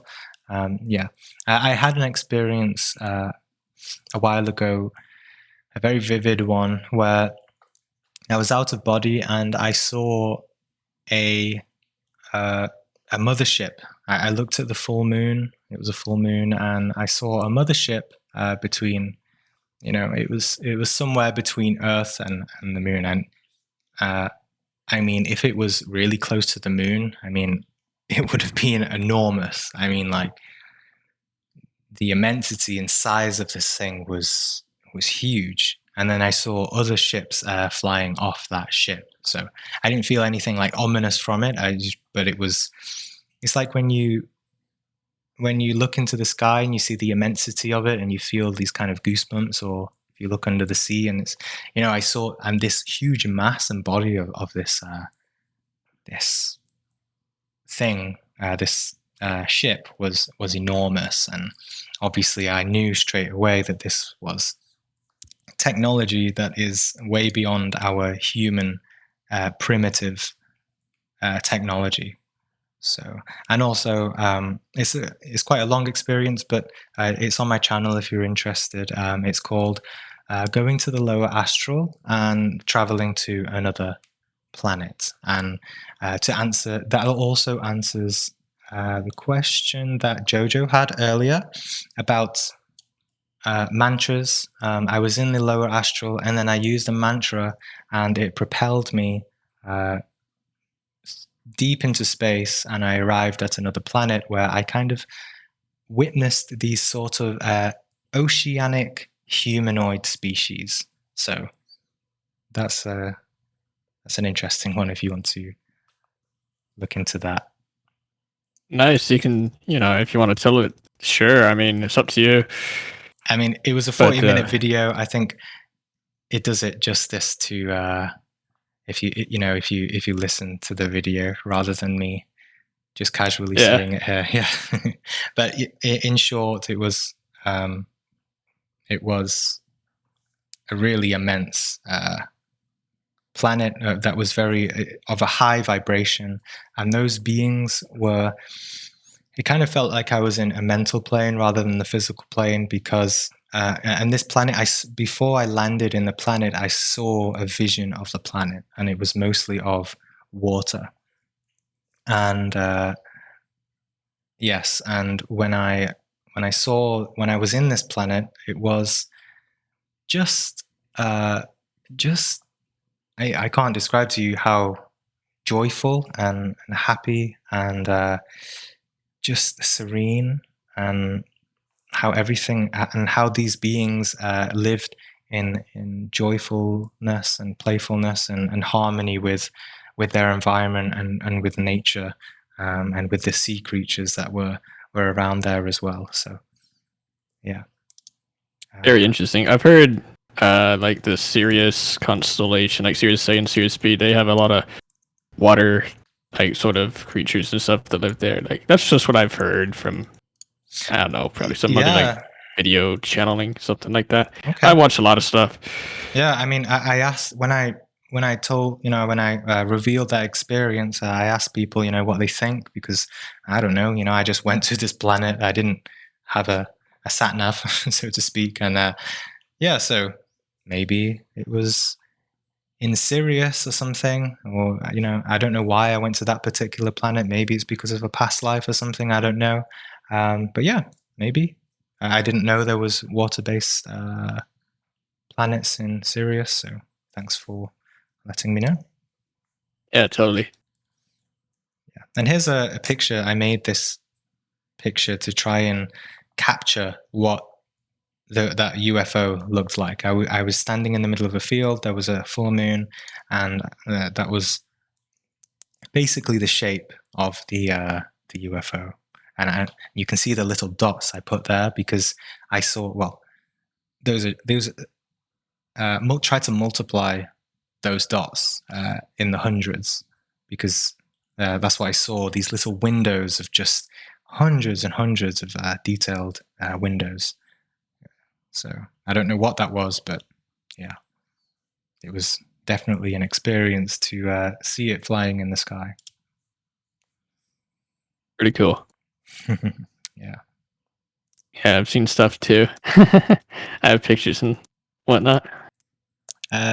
Silas, you think you can travel back in your own past if you shift reality and be able to change past scenarios? No, I don't believe you can.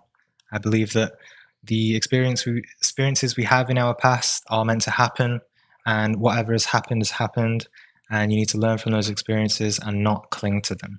What you can change now is your understanding and attachment to those experiences that you had in the past, and change your perspective of them, change how you feel about them, and change your sort of attachment to them. That's how you change the past, really. You change your perspective of it. And through changing the past and transmuting those, any kind of negative feelings that we have of the past, sets our foundation towards a better future as well. Because, if we've got all these past experiences that we resist, that we don't think were meant to happen, that we have a desire to change, then, this is something we have to look into. Why do we want to change it? Why are we resisting it? Why do we think it wasn't meant to be that way?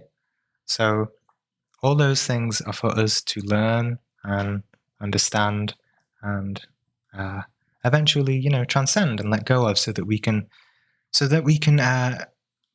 see the challenges that we have every day and in the future, right? We cannot be bogged down with past experiences and past scenarios and the dramas of our, internal narratives and the narratives of other people, because we've got our entire lives ahead of us, right? Yeah. And if we're too focused on the past, we're not going to be able to deal with the challenges of the future. And actually, if you don't deal with the challenges of the past, and you don't understand them, then the same things are going to occur, the same dramas, the same lessons that you need to learn, and they're going to come in different forms and different ways. And this can also be seen in our multiple lives, right? This is the wheel of samsara. We don't learn what we're supposed to learn, and so therefore we keep coming back and having the same experiences with the same people, just in different timelines and different eras of humanity. So, yeah. How is remote viewing different from AP? I'm not really into remote viewing, but because astral projection is it's a lot more easier to teach, in the sense that one can have direct, verified experiences, because you really know and feel the tangibility and the palpability of that experience in astral projection. You're completely out of your body. You have all your full senses and full waking awareness intact. And so, and you don't feel your physical body at all. And so with remote viewing, it's a little more tricky, because, how do you tell what you're seeing is coming from your imagination or actual reality? There is a way to do that. It takes practice, but yes. Anyway, with that said, remote viewing is seeing locations in your mind's eye, sort of like tuning your inner vision to a radio, and that radio tunes to specific locations in this physical shared reality. So it's seeing it. It's literally remote viewing, right? Viewing of remote distances. Whereas astral projection is a complete sensual out of body experience, where you're literally in another body, and you can literally feel things with your senses. You can hear sounds and speak to people in a completely personable way, just like you can in the physical. So those are the differences. Very, very clear differences, actually. And yeah, they are completely different. I think some people think they're the same, but they're definitely not. Can you experience pre-birth memories and past lives? Do you have any idea of what we were before we were born into this world? What's your take on this? Just curious. Yes, as I said, I've not personally been interested yet into past lives. I am getting more interested into it and thinking about it more, especially since my last experience, where I recalled an experience, because what I've read about past lives was exactly the way I experienced the recall of the memory. I had a recent experience last week where I remembered and recalled that I astral projected as a child. So And during that experience, because I was shown this experience as after a question that I asked my guide. During that experience, on one level, I was a child again, astral projecting, feeling all the giddy and playful emotions that I had as a child.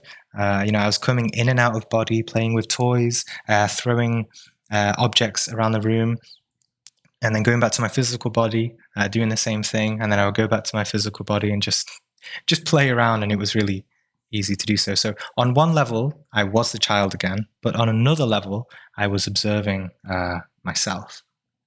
And, my usual sense of self, my future self, me here and now, was completely in a sort of state of shock or surprise as to what was going on. I couldn't believe that, I astral projected as a child. I always thought that I started when I was 18, when I, started astral projection, but actually I did it quite masterfully as a very young child when I was maybe 2 years old or 3 years old. So yes, and past lives are meant to be sort of experienced in this way, and this is the great thing about astral projection. You can experience. You are meant to experience past lives like this, and pre-birth memories. I mean, from what I understand, and what I've experienced, is that during some time, a period of time. I say time, but it's the astral, right? There's not really time, but during that time in the astral, we, as above, so below. After death, I suspect is we continue our learning just in the same way we did in the physical, and and most of us especially are not very spiritual, and we continue our learning and our progression, and we have a lot of things to review. We have all our negative relationships with other people, and so eventually, we start to meet all those people again. We start to, say, maybe ask for forgiveness, or we forgive other people, and we start to learn about ourselves. And eventually, at some point down the line, when we're ready, and when we feel like, okay, I need to take my learning to the next level again, you'll probably, for whatever reason, choose to come back into another physical body to continue your journey. So that's my take on that. Anyway. Yeah, that reminds me of the one line I heard that we're spiritual beings having a human experience. Yes. We are spiritual beings having a human experience, but also we're also human beings having a spiritual experience as well, right? At the same time. Yeah, because we are spiritual beings having a human experience. It kind of implies that somewhere deep down, we're awakened and have chosen to come to this physical life, like you said, to learn and expand, and that's good. Thinking that we're awakened deep down, but also, if you look at, we are human beings having a spiritual experience as well. We can realize that this material limitation is actually a profoundly powerful and spiritual thing as well. So we're having a spiritual experience as well. The most ultimate form of a spiritual experience, to choose to come to this physical, rigid, difficult life, because in the more limit, the more we can learn. So in that sense, the material is spiritual as well. It's crazy to think that so many things are a part of the same side of the coin, or Absolutely. The two sides. It's like the observer and the observed. Yeah, They're both the same. It's all connected. Oh my god. Yes, absolutely. So that's once I woke up around 7 a.m., went back to sleep.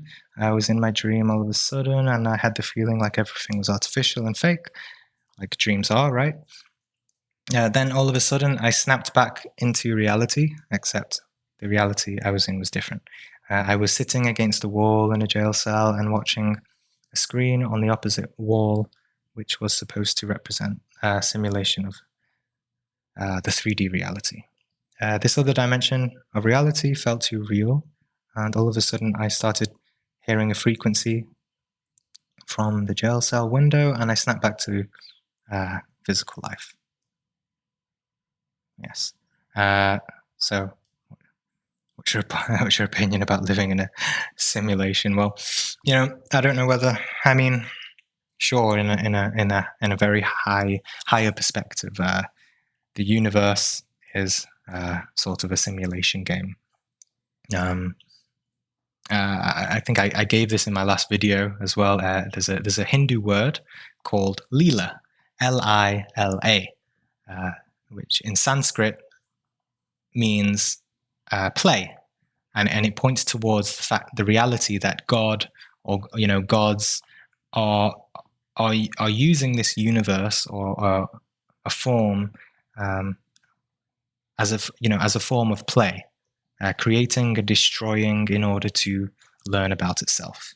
So, sure, we're also a simulation, and that's on a macrocosmic level, right? And in a microcosmic level, the one that matters and the one that we have to learn and realize is that we live in our own simulation. And just like how you said that the dream was artificial and fake, well, yes, that's the simulation aspect of the dream, the projection of your subconscious, and actually feeling that artificialness and fakeness is on the verge of breaking that dream or going beyond that dream, right? Which is the title of my book, right? Beyond Dreaming.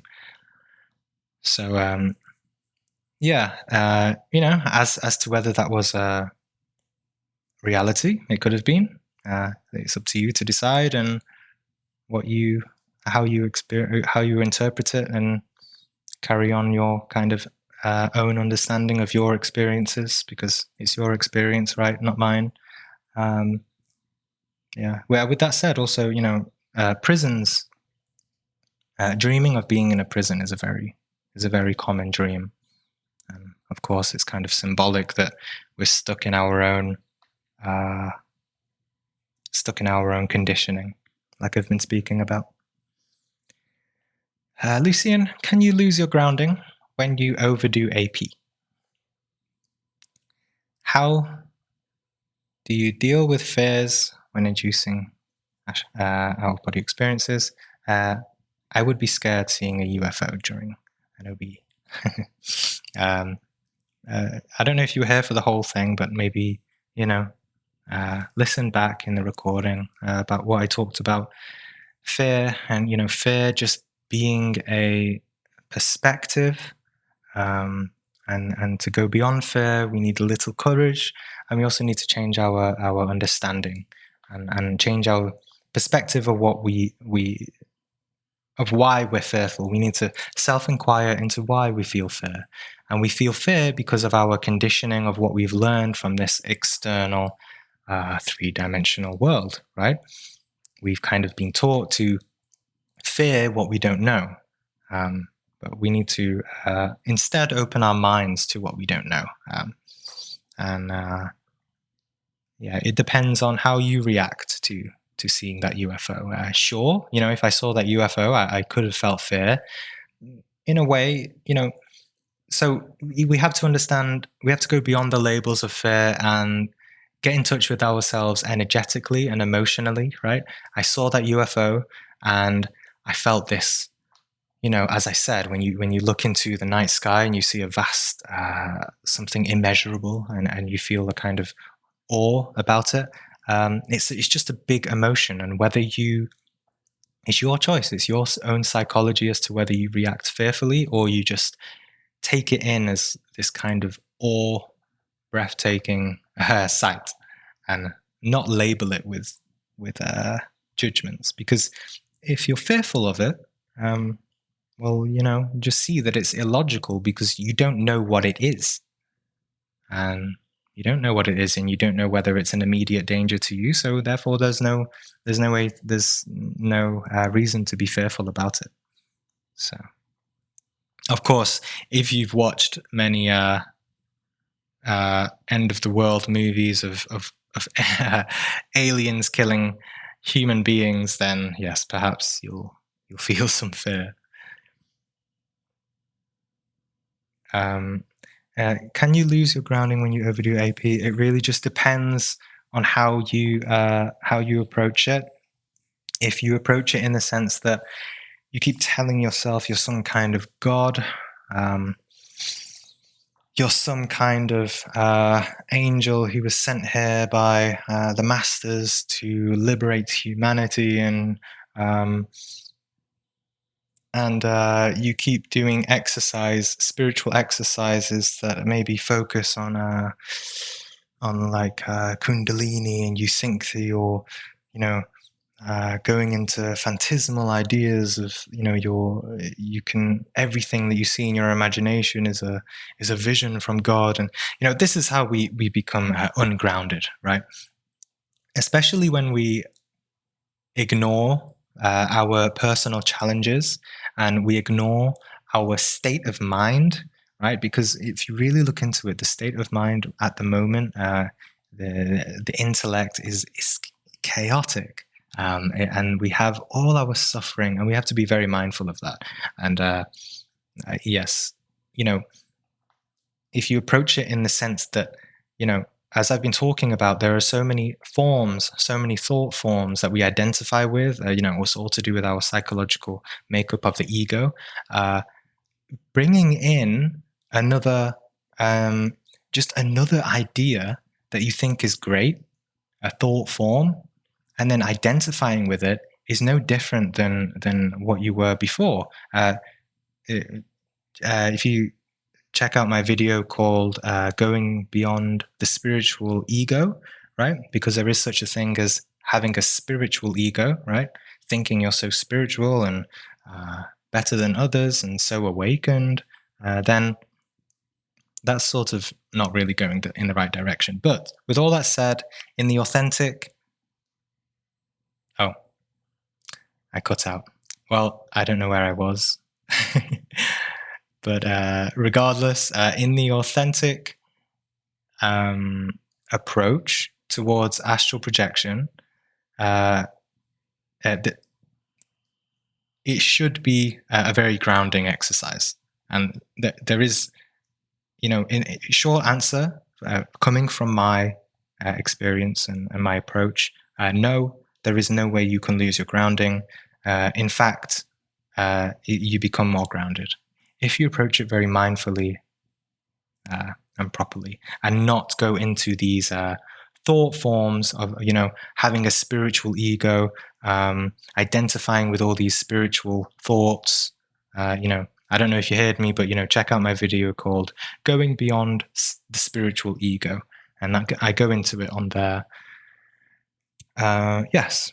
So there is also the experience of, initially waking up out of, the matrix, so to speak, and having the kind of unmotivation to not carry on in this physical life. That's a challenge in itself, and we do need to learn to live in accordance and harmony with the physical life, because, as I said earlier, the physical life and the material life and the challenge of our soul to experience all this limitation is a spiritual challenge in itself. It holds all the treasures of our consciousness in itself, and just like Silas asked before, he was talking about all the bad relationships that he has with, kind of past people, and that we've all experienced as well. All our challenges are in those things. and understanding ourselves and our reactions, our own psychological dream world that we can go beyond. I hope that helps. Did you ever do DMT? No, I did not. But I mean, I do DMT, right?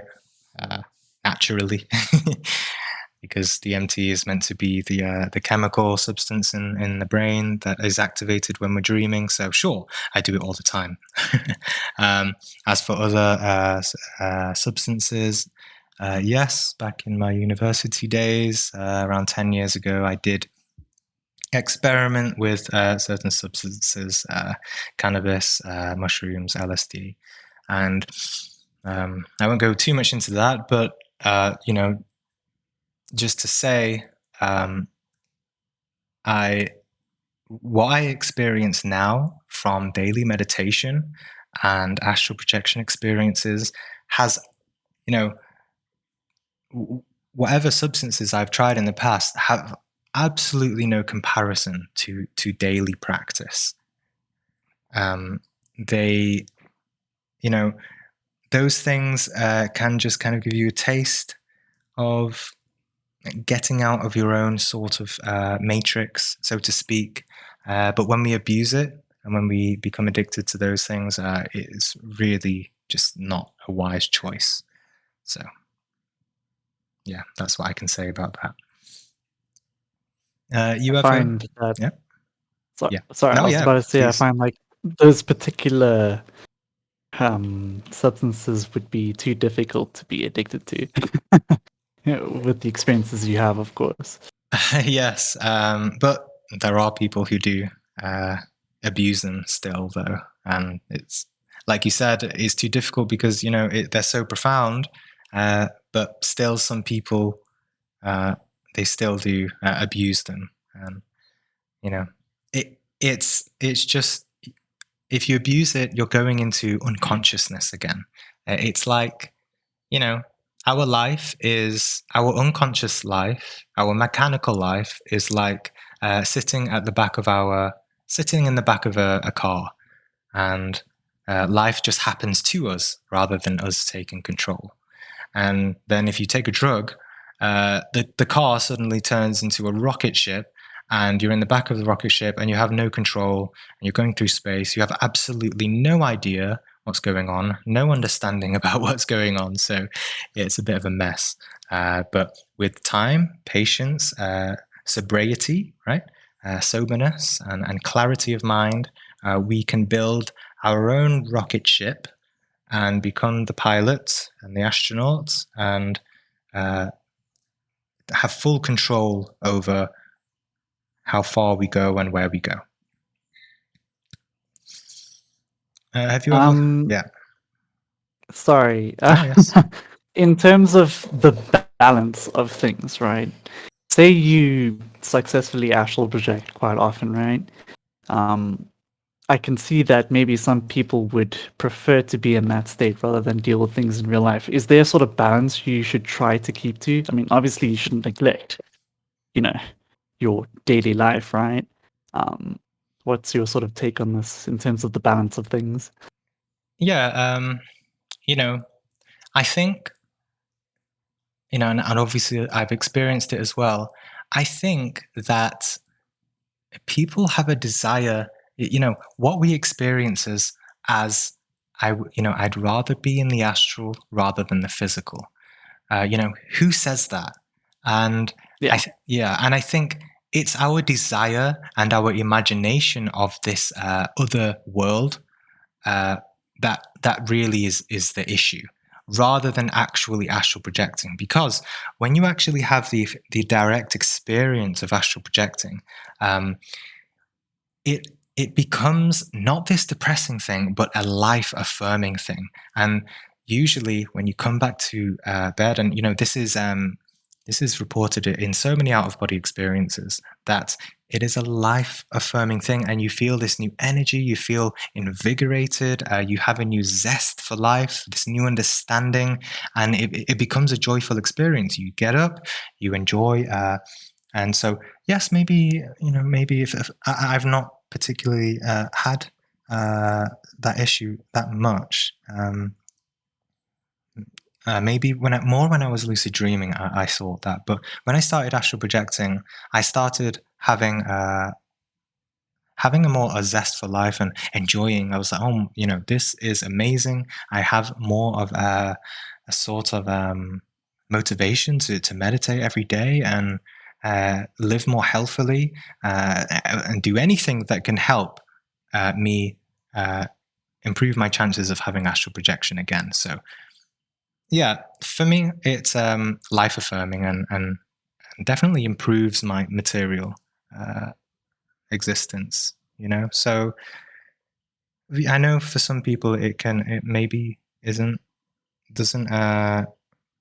feel that way, but this is all synonymous with what I've been talking about, going beyond our own negative unconscious thought patterns and connecting with living more aware of who we are and what we're experiencing, whether it's the physical or the astral. So yeah, I hope that kind of helps or it answers the question. Thanks. Yeah. Yeah, it does. Silas, you ever fought in battles in the astral realm or lucid dreams? Like, is there a massive scale wars of fighting?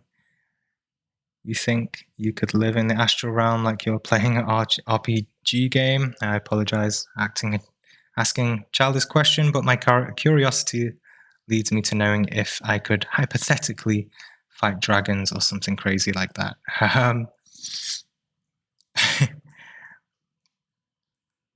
Sorry, I'm just reading you the comment.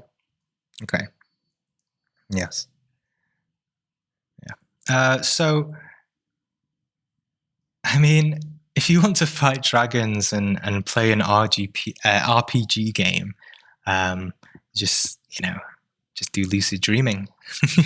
Really, the astral has limitations just like the physical, and if you're in a dream and you expect there to be a dragon that you want to slay behind you, and you turn around in the dream, then there's most likely going to be a dragon there that you want to slay, and you'll have a sword in your hand.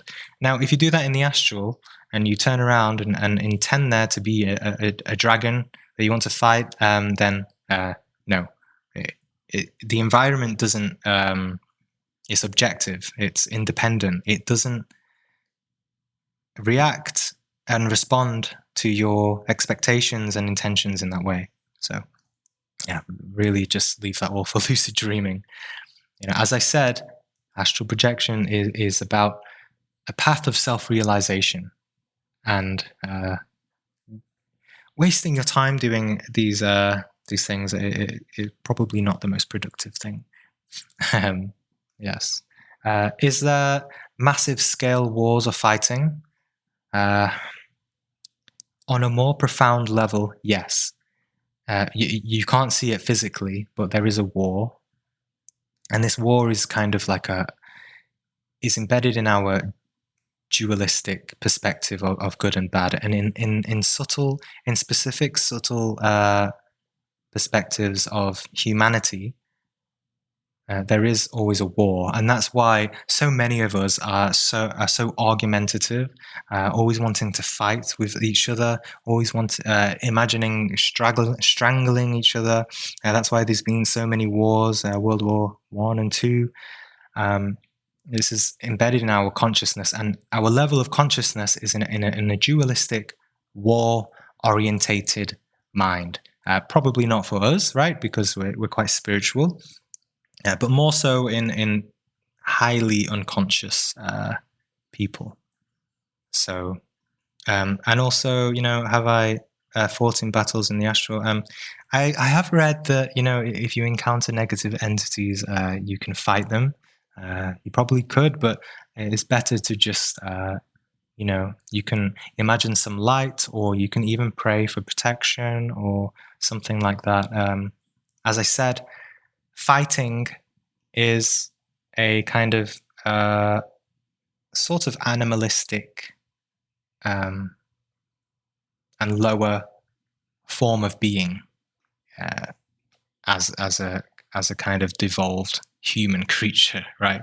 We need to go beyond all this fighting and understand higher perspectives of consciousness.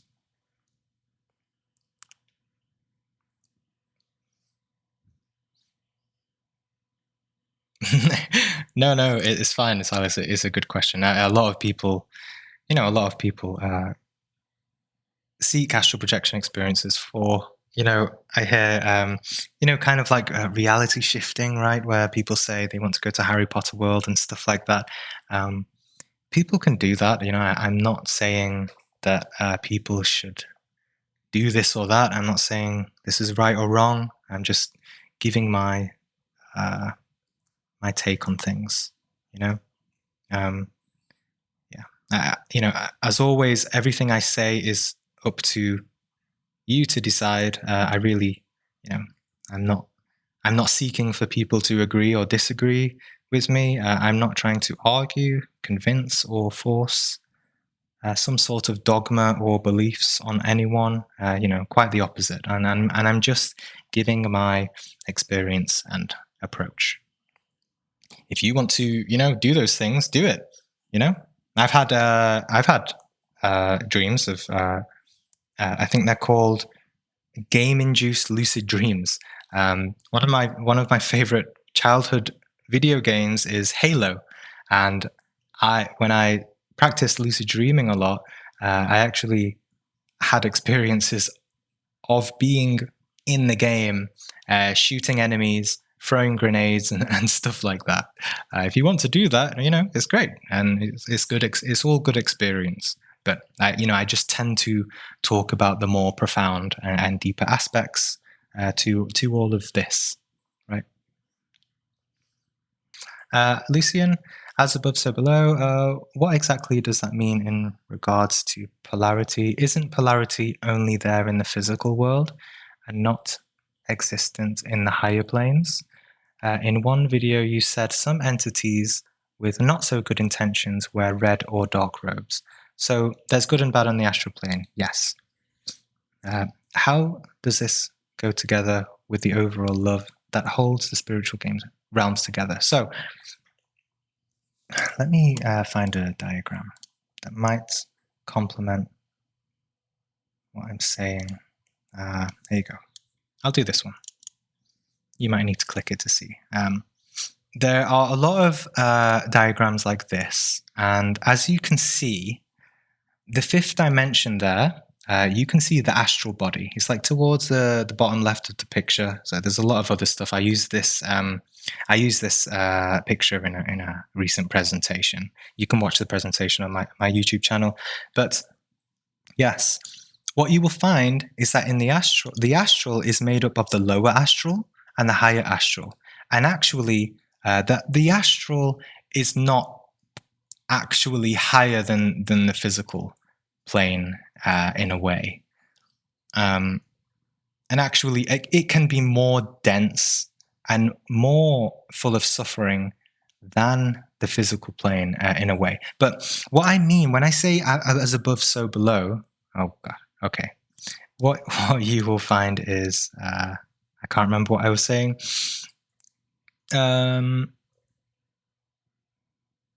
Yes, I think I remember. What you will find is the astral plane is there is the lower astral and the higher astral, and this is reflective of that good and bad, that duality. And yes, what you will find is that the astral and particularly the lower astral is not really a higher plane. It's reflective of the suffering and the unconsciousness of humanity. And so, and above, I don't know, the specifics of it as concrete structures, but I do believe that there is, in the astral plane, there is like a lower astral and a higher astral, and then there is also kind of the higher objective astral, and then you have the mental, the causal, and stuff like that. So those higher dimensions are more towards this unified perspective that you're kind of pointing towards, right?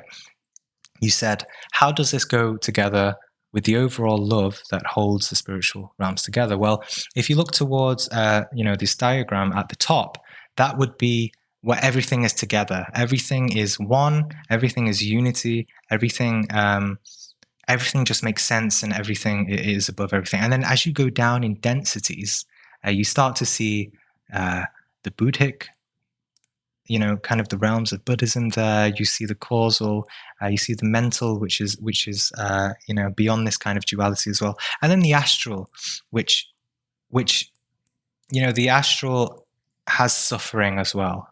Okay, so when I say as above, so below, I just mean that I'm pointing towards the reality that the astral, a lot of the astral, is just a reflection of the physical, or vice versa. The physical is a reflection of the astral, or it's a reflection of human consciousness, right? And to understand this human consciousness, it's beyond good and bad, beyond polarity. We have to go beyond the labels of good and bad and just understand human consciousness for what it is, and why we have these experiences that we put ourselves in. So yes, there is this polarity on the astral plane too. Think about it. Just good. Imagine you suddenly die now. Imagine a suicide bomber is a good example, right? Someone like that, if they die, where do they go? Right? Are they going to go to a higher spiritual realm where everything is just fine and dandy? No, nothing changes when the physical body dies. I suspect, and I believe, right? So nothing changes. Just the physical body has passed away, and so therefore, that soul will be in an environment that is reflective of just where he was, where that soul was, and he'll probably find himself in the lower astral regions where what we see is what we perceive as suffering and all that. Silas, you ever met God in the astral plane? Yeah, I had a cup of tea with him. He told me about creation and stuff like that. I'm just joking, but yes, like Jesus or the Creator. I don't know what is considered God anymore. What I mean is in terms of a creator who rules over everything. Yes. Of course, we need, God is a word. It's a terribly overused word, and everyone uses the word God as if they know what it is, when often we don't. So, it's just an idea.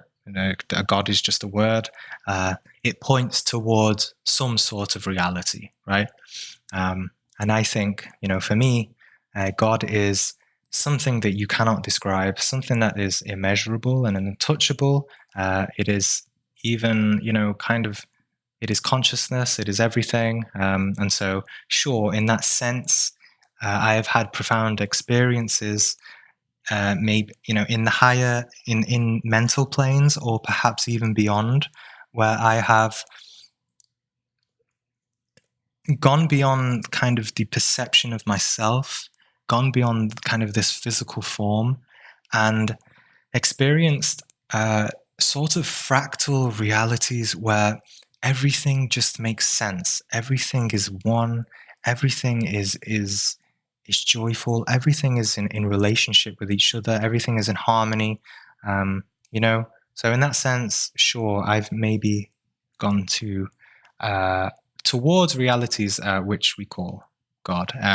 As for archetypes such as Jesus or Buddha, and also the Divine Mother, I've had experiences of them.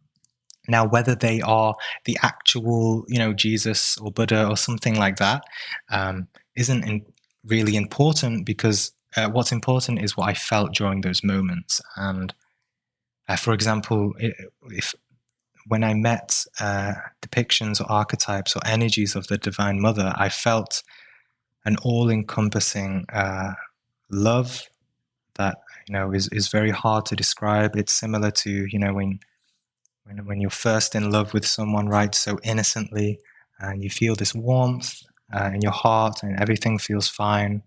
And similarly, experiences with Buddha, you have this mental feeling of clarity and impartialness, and then there's also this powerful feeling of Jesus, of Christ, which is,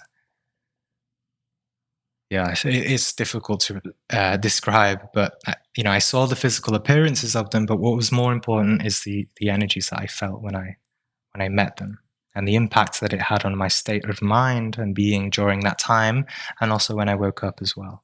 So, yeah, I've met those three are the most significant kind of figures that I've met in the most describable way. Do you think that space is actually infinite? I feel my intellectual mind coming in and saying, oh, perhaps not. But I mean, compared to at least where I am now, where we are now as people in this physical world, and in our kind of third and fourth and fifth dimensional types of consciousness, it definitely feels infinite. Yes, space is infinite, and we have, just as the macrocosm is an infinite manifestation of just infinite realities, which you can even see in science. So too, in our microcosm, we have that infinity within ourselves as well. I'm not sure if any of you have seen the Deep Hubble space image. I'll upload it now. Has everyone seen that? The Deep Hubble space image? Has anyone not seen it? This one? Anyone?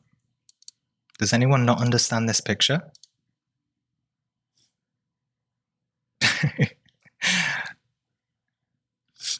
Yeah.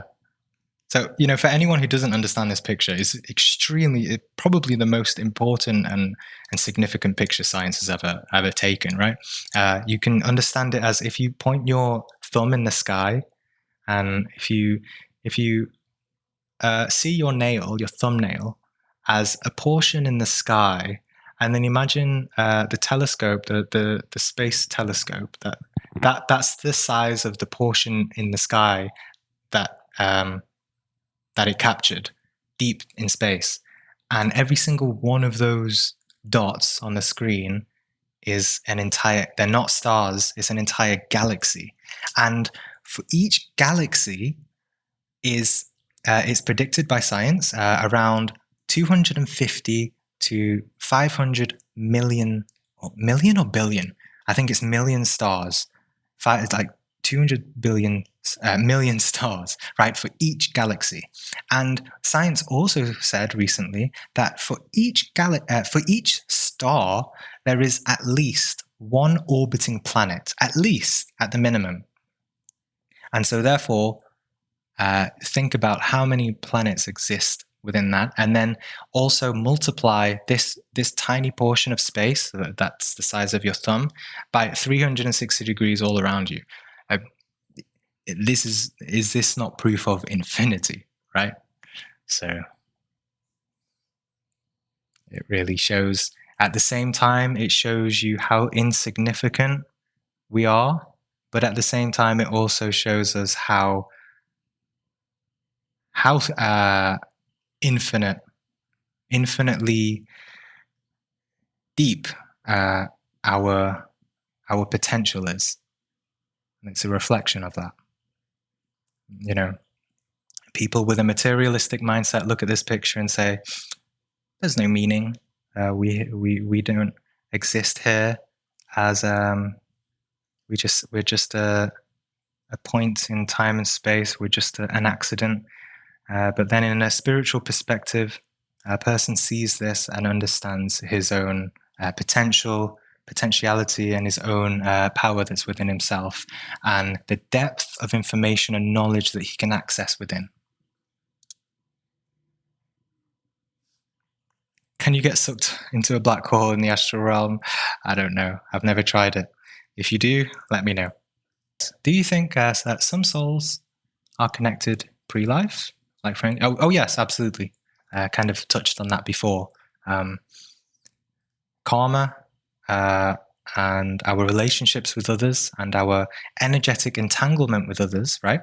As Silas said, he kind of has some kind of resentment or something like that towards other people, and we all have that, right? And our connection with our parents and things like that. I definitely believe that throughout our lives we meet the same people, and sometimes what people call soulmates are just people that you were partners with in other lives. And I believe, a reason why we come back to physical life is because of the love that we have for our families as well, and that we want to help them, right? For example, you could have a mother in this life, right? And when your mother dies in this life, she may miss you, right? And she may want to help you. You may be really struggling, and you may be even crying in your sleep before you go to sleep. And she can see that, and she feels really bad for you. And you're crying and saying, "I really miss you, mother. I want you to be back with me." And so, out of pure love, she can come back as your daughter, right? And so, I believe this is the cycle of families and things like that, and sort of our karma, but also love and kind of entanglements with other people. That's how it can be, right? In one life, your husband can be your son, or your son can be your husband, vice versa. Quick question: when you finish AP, do you wake up tired or like you actually slept? For me, more than just actually slept, because of the energy of astral projection, and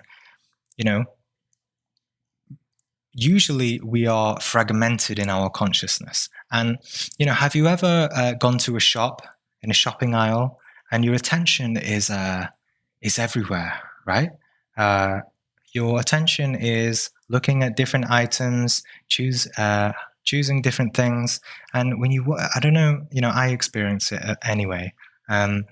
When you go through these shopping aisles, you start to feel like your attention is so dispersed. You feel tired, right? And this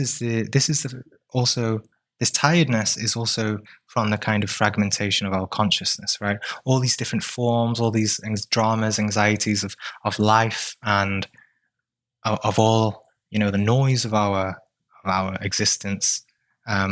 So when you are astral project, all this attention is being gathered and coming into just a clarity of mind and perception and vision.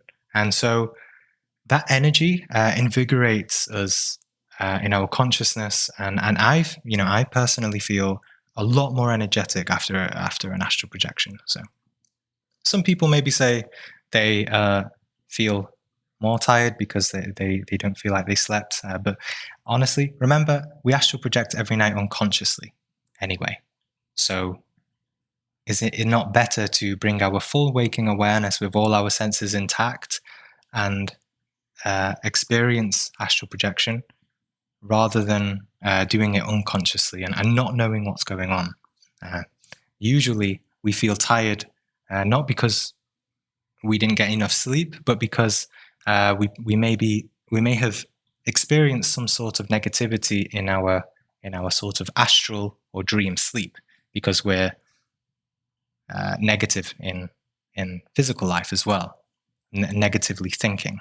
So if you were more conscious in the astral, obviously, naturally, you wouldn't go into negative experiences either. So yeah.